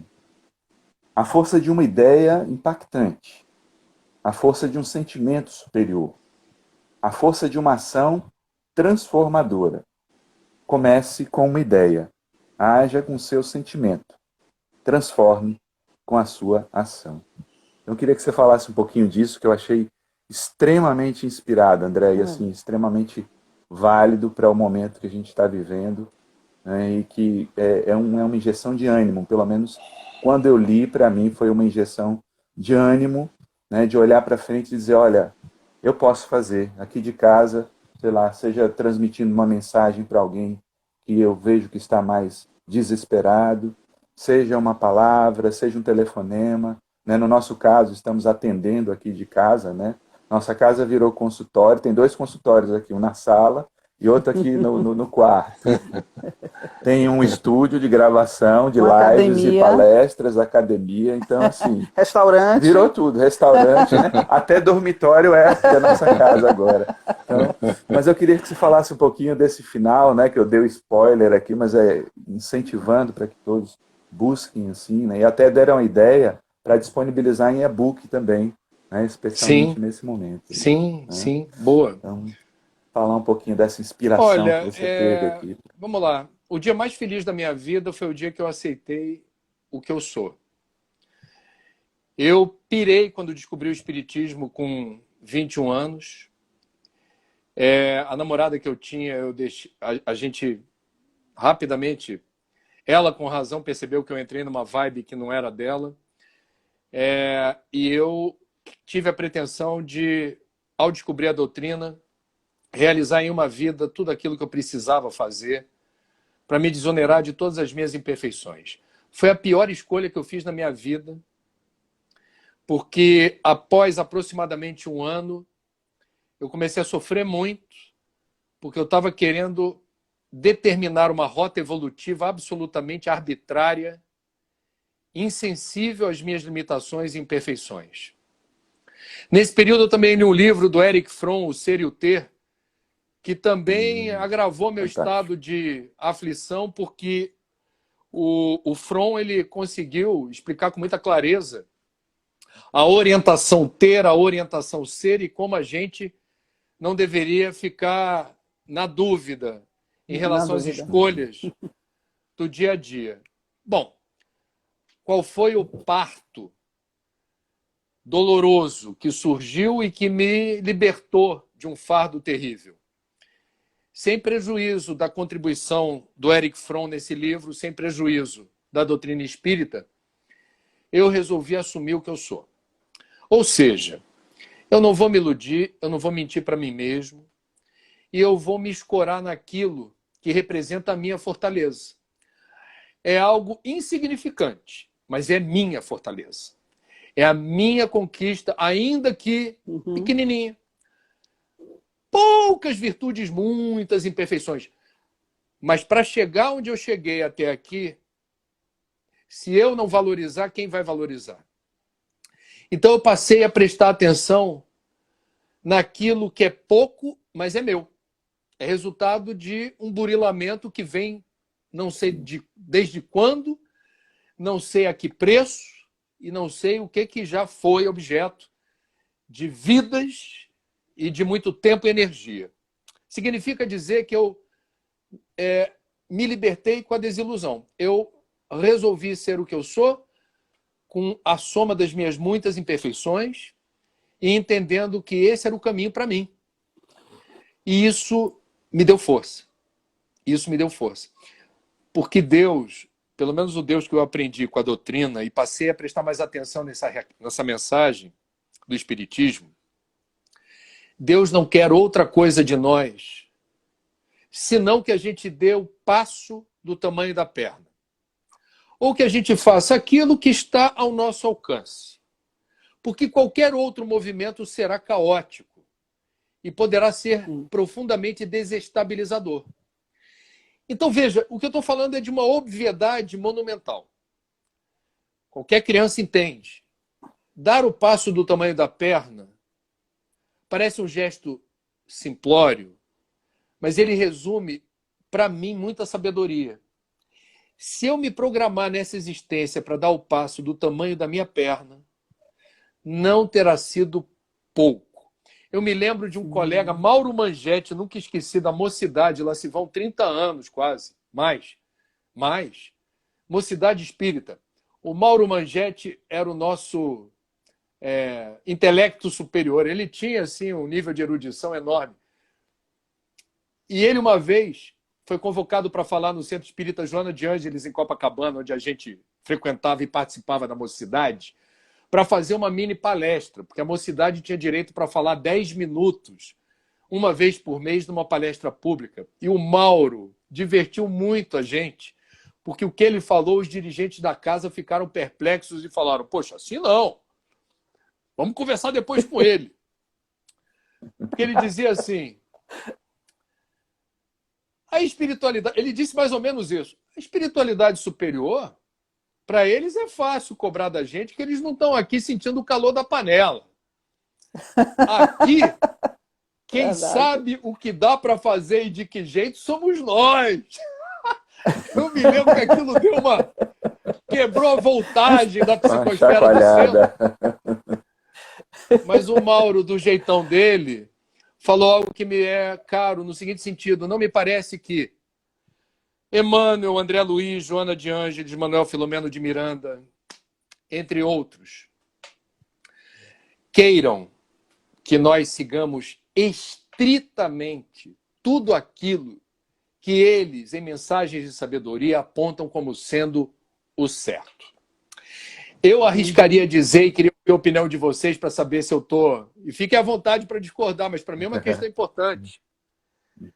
Eles, quando pedem 10, sabem que a gente não pode dar 10, mas pode dar 5. E se a gente der 5, será uma alegria espiritual esfuziante. Então, eles sinalizam o que é o 10. Jesus, modelo e guia, olha, isso aqui: ama o próximo como a ti mesmo, perdoa não 7, mas 77. Aí vem você e eu, e a gente diz assim: mas, Senhor, é difícil.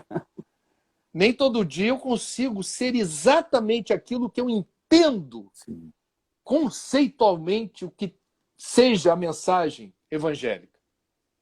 Que farei eu? Vou me sentir culpado, deprimido, vou me castigar, me fragilizar porque eu não consigo ser aquilo que eu entendi ser o certo, mas não consigo hoje praticar tudo o que me parece ser o certo?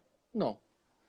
Então, em bom português, eu sei quando eu erro, eu lastimo, mas eu engato o segundo e falo: da próxima vez eu vou tentar fazer diferente.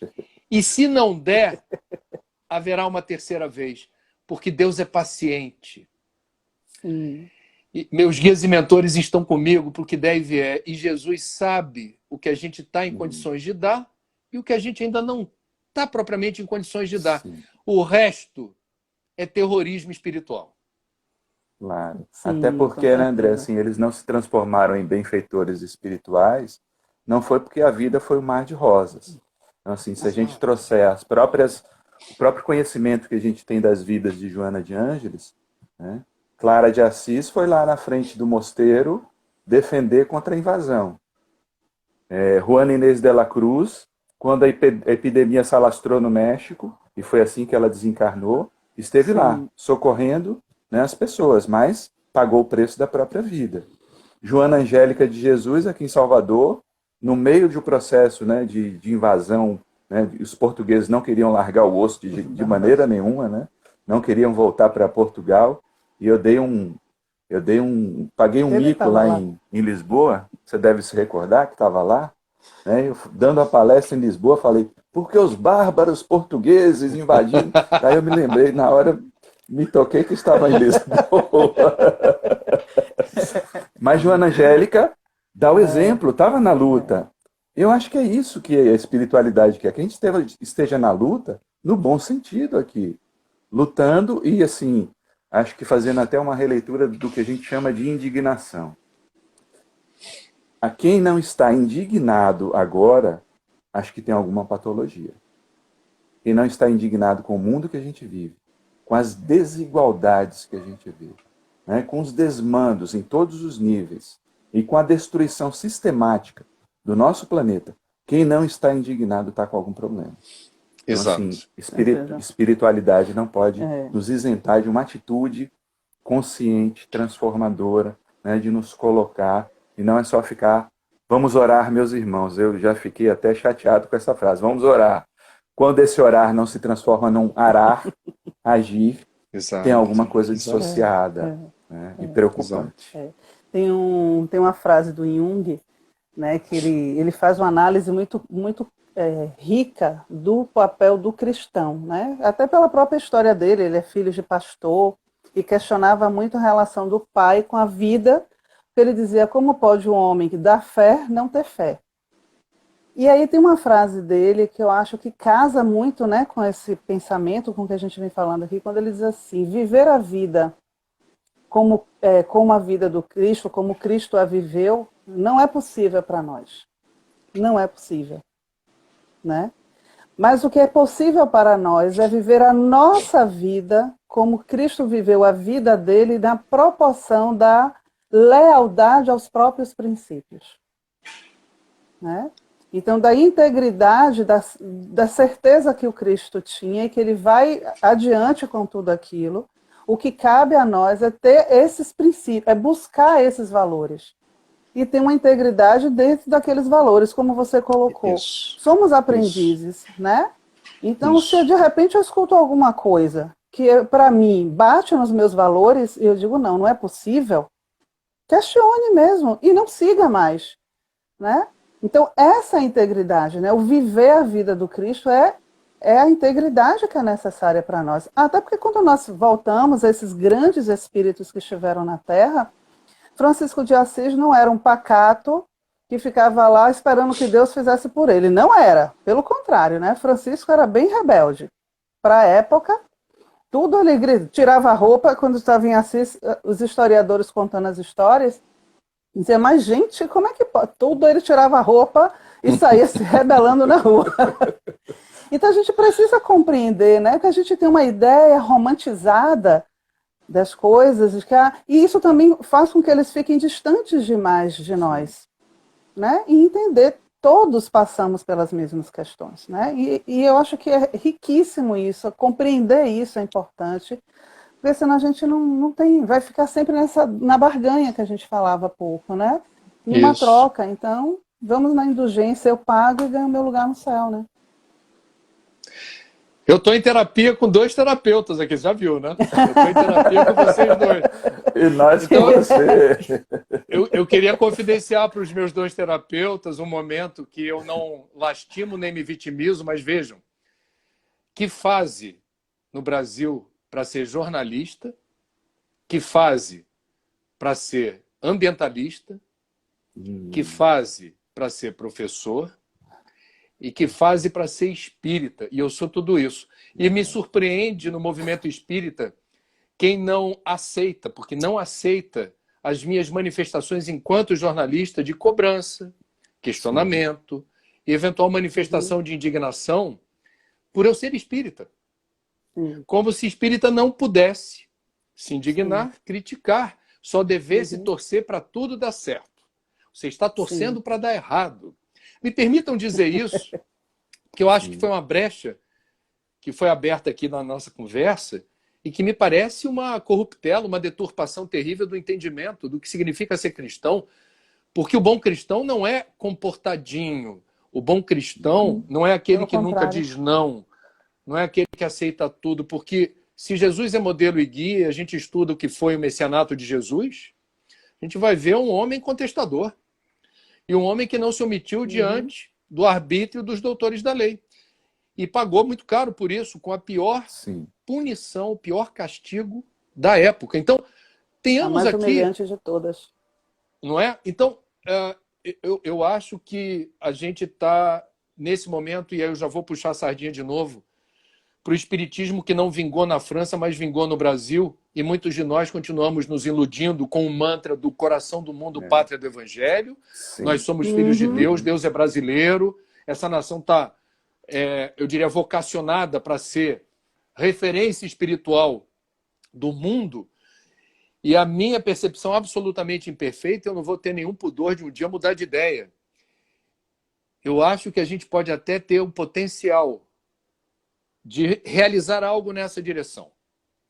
Mas enquanto tivermos os indicadores de suicídio, roubo, latrocínio, a indiferença com as mulheres abortistas, há espíritas que defendem a criminalização da mulher.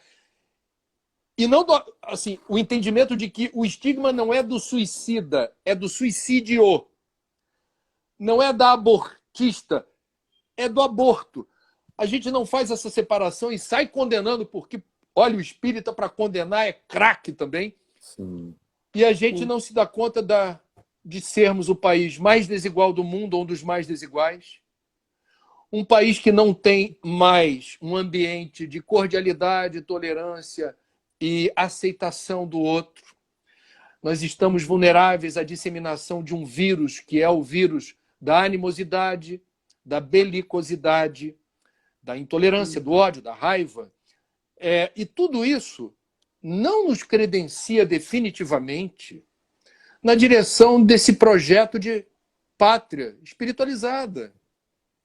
Então, é incrível como a gente é suscetível e vulnerável a certos dogmas, logo nós, dogmas estratificados no tempo e no espaço, em que a razão, logo nós, da fé raciocinada, não penetra, não areja. Logo nós que nos dizemos seguidores de uma filosofia espiritualista. E a palavra filosofia traz embutida o exercício do livre pensar. Então temos aqui paradoxos e contradições matriciais e que têm causado muito ruído. Eu me preocupo com o futuro do espiritismo no Brasil, quando a gente não consegue debater em alto nível, não consegue conversar sem postulados pré-determinados que fazem com que o ambiente fique insuportável. No ano de 2018, em plena campanha eleitoral, a quantidade de espíritas que abandonaram as instituições porque perceberam o engessamento. O engessamento e a apropriação ideológica e política do debate. Eu, sinceramente, acho que a gente precisa ter muito cuidado, reconhecer o mérito dessa doutrina, mas dialogar com todas as outras, ter o cuidado de não misturar alhos com bugalhos e ter essa noção de quem foi Jesus, que valores ele defendeu e pregou e exemplificou, que amor é esse que ele verbalizou e deixou como legado, e fazendo a transposição desse evangelho para os dias de hoje, como vocês já colocaram. O Cláudio muito feliz dizendo: o Cristo não seria cristão Provavelmente isso é muito sério. Muito sério. Sério. É. É sério.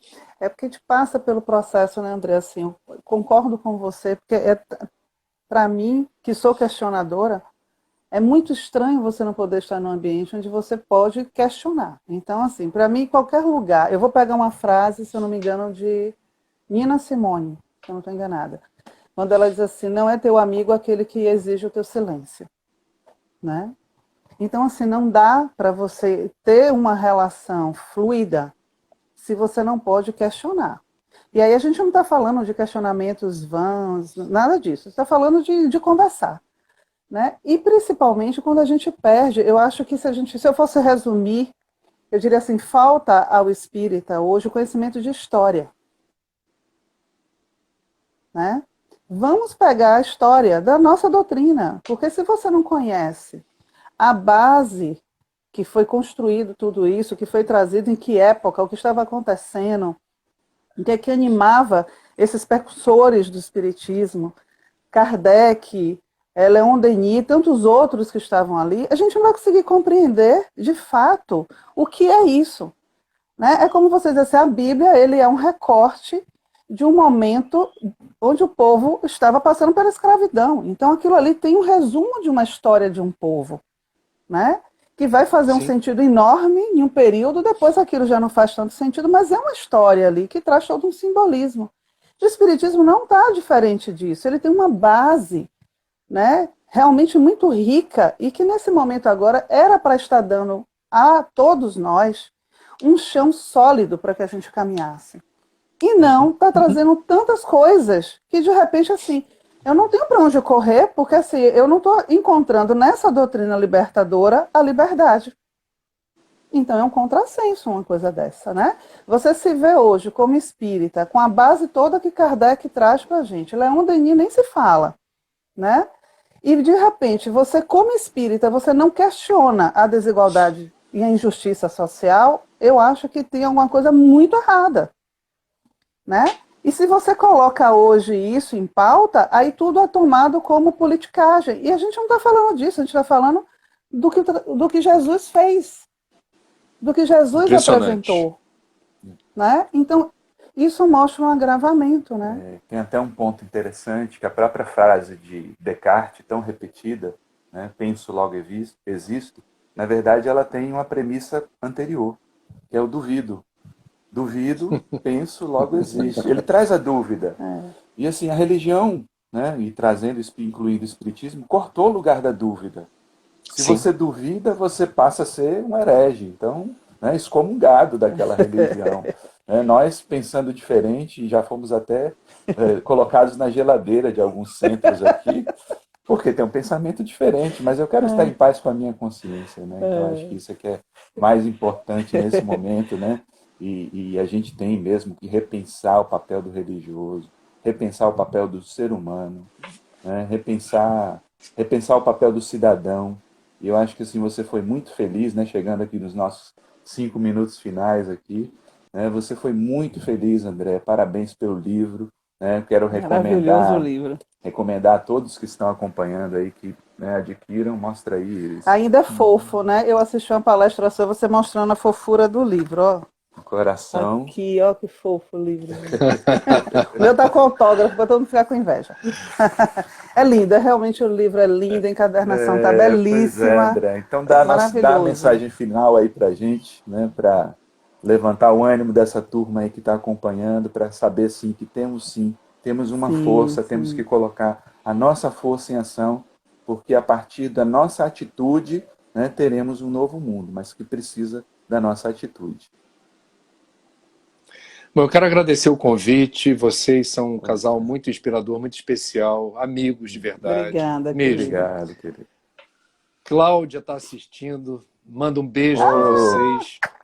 Beijo, Cláudia. Beijo, Cláudia. Que a gente seja tudo aquilo que a gente acredita e defende. Né? Em síntese, eu acho que o que mais importa na vida é que a gente não se preocupe tanto com o que a gente diz ou escreve, tanto quanto o que a gente faz. Porque de boas ideias, esse mundo e o inferno estão cheios. Sim. São mais de 20 séculos de cristianismo, com muita falação, muita tradução traindo as escrituras originais, muita apropriação indevida desses textos e o encarceramento da espiritualidade na prisão da religião. Eu, particularmente, acho muito bonita a ideia de que a espiritualidade contém todas as religiões e cada religião tem um fragmento dessa espiritualidade maior, ampla e restrita e que alcança indistintamente todas as correntes de fé. Acho muito bonita também a frase, se não me engano, atribuída a Francisco de Assis, que teria dito que a beleza do jardim de Deus está na diversidade das flores. Portanto, vocês são um casal muito bonito porque vocês expressam a diversidade. E que é algo que no Brasil a gente não vê representação política da diversidade, a gente não vê um pensamento econômico mais solto, não é solto, menos aprisionado numa doutrina que regeu a dinâmica dos modelos de desenvolvimento do século XX e não ousou fazer diferente no século XXI, como as circunstâncias exigem. Então, esse é um momento, do ponto de vista espiritual, muito excitante. É um saculejo planetário e a gente tem o privilégio de estar encarnado. Encarnada. Sim. André, mas vai dizer que se você soubesse disso tudo, você viria. Nós sabíamos. A gente poderia até não ter a informação no detalhe, mas no atacado, alguém deve ter dito, te prepara que essa encarnação é daquelas. Verdade. Não esquecerás. Então, em vez de lamentando, pisando, se colocando no corner, dizendo, Senhor, por que me abandonou? Por que eu fiz para merecer tudo isso? Vira esse jogo. Muda o modo. Sai do AM para o FM e diz assim, obrigado, Senhor, por me testares tão bem e ser digno numa população que, do ponto de vista da divisão, é o triplo de desencarnados e o resto está aqui. Obrigado por fazer parte do resto, porque eu estou aqui na semeadura, eu estou aqui para preparar, para arar a terra e preparar da melhor maneira possível aquilo que seja a expressão do meu sentimento, da minha fé, da minha espiritualidade, que é uma nova humanidade regida pela cultura de paz, sem fake news, sem pobreza, sem miséria, sem uso da religião como instrumento de poder e opressão. Esse mundo virá. E tomara que a gente consiga ter a honra de contribuir para a chegada dele. É isso aí. Certeza. Ô, querido, muito obrigado, né? Uma alegria sempre nossa estar com você. Vamos ver se a gente repete os nossos encontros. O pessoal está né? pedindo várias lives. Beijo grande, beijo, amo, Cláudia. Te amo. Beijo, Cláudia. Né? Fiquem com Deus. Vocês, tá? Obrigado. Tudo de bom. Queridos. Estamos em casa. Tchau, tchau, gente. Tchau, a live vai obrigada. ficar salva, viu? A live vai ficar salva para vocês acompanharem. Grande beijo, gente. Obrigado por tudo aí, viu? Beijo, André. Beijo. André. Tchau. Tchau, tchau. Fiquem com Deus. Tchau.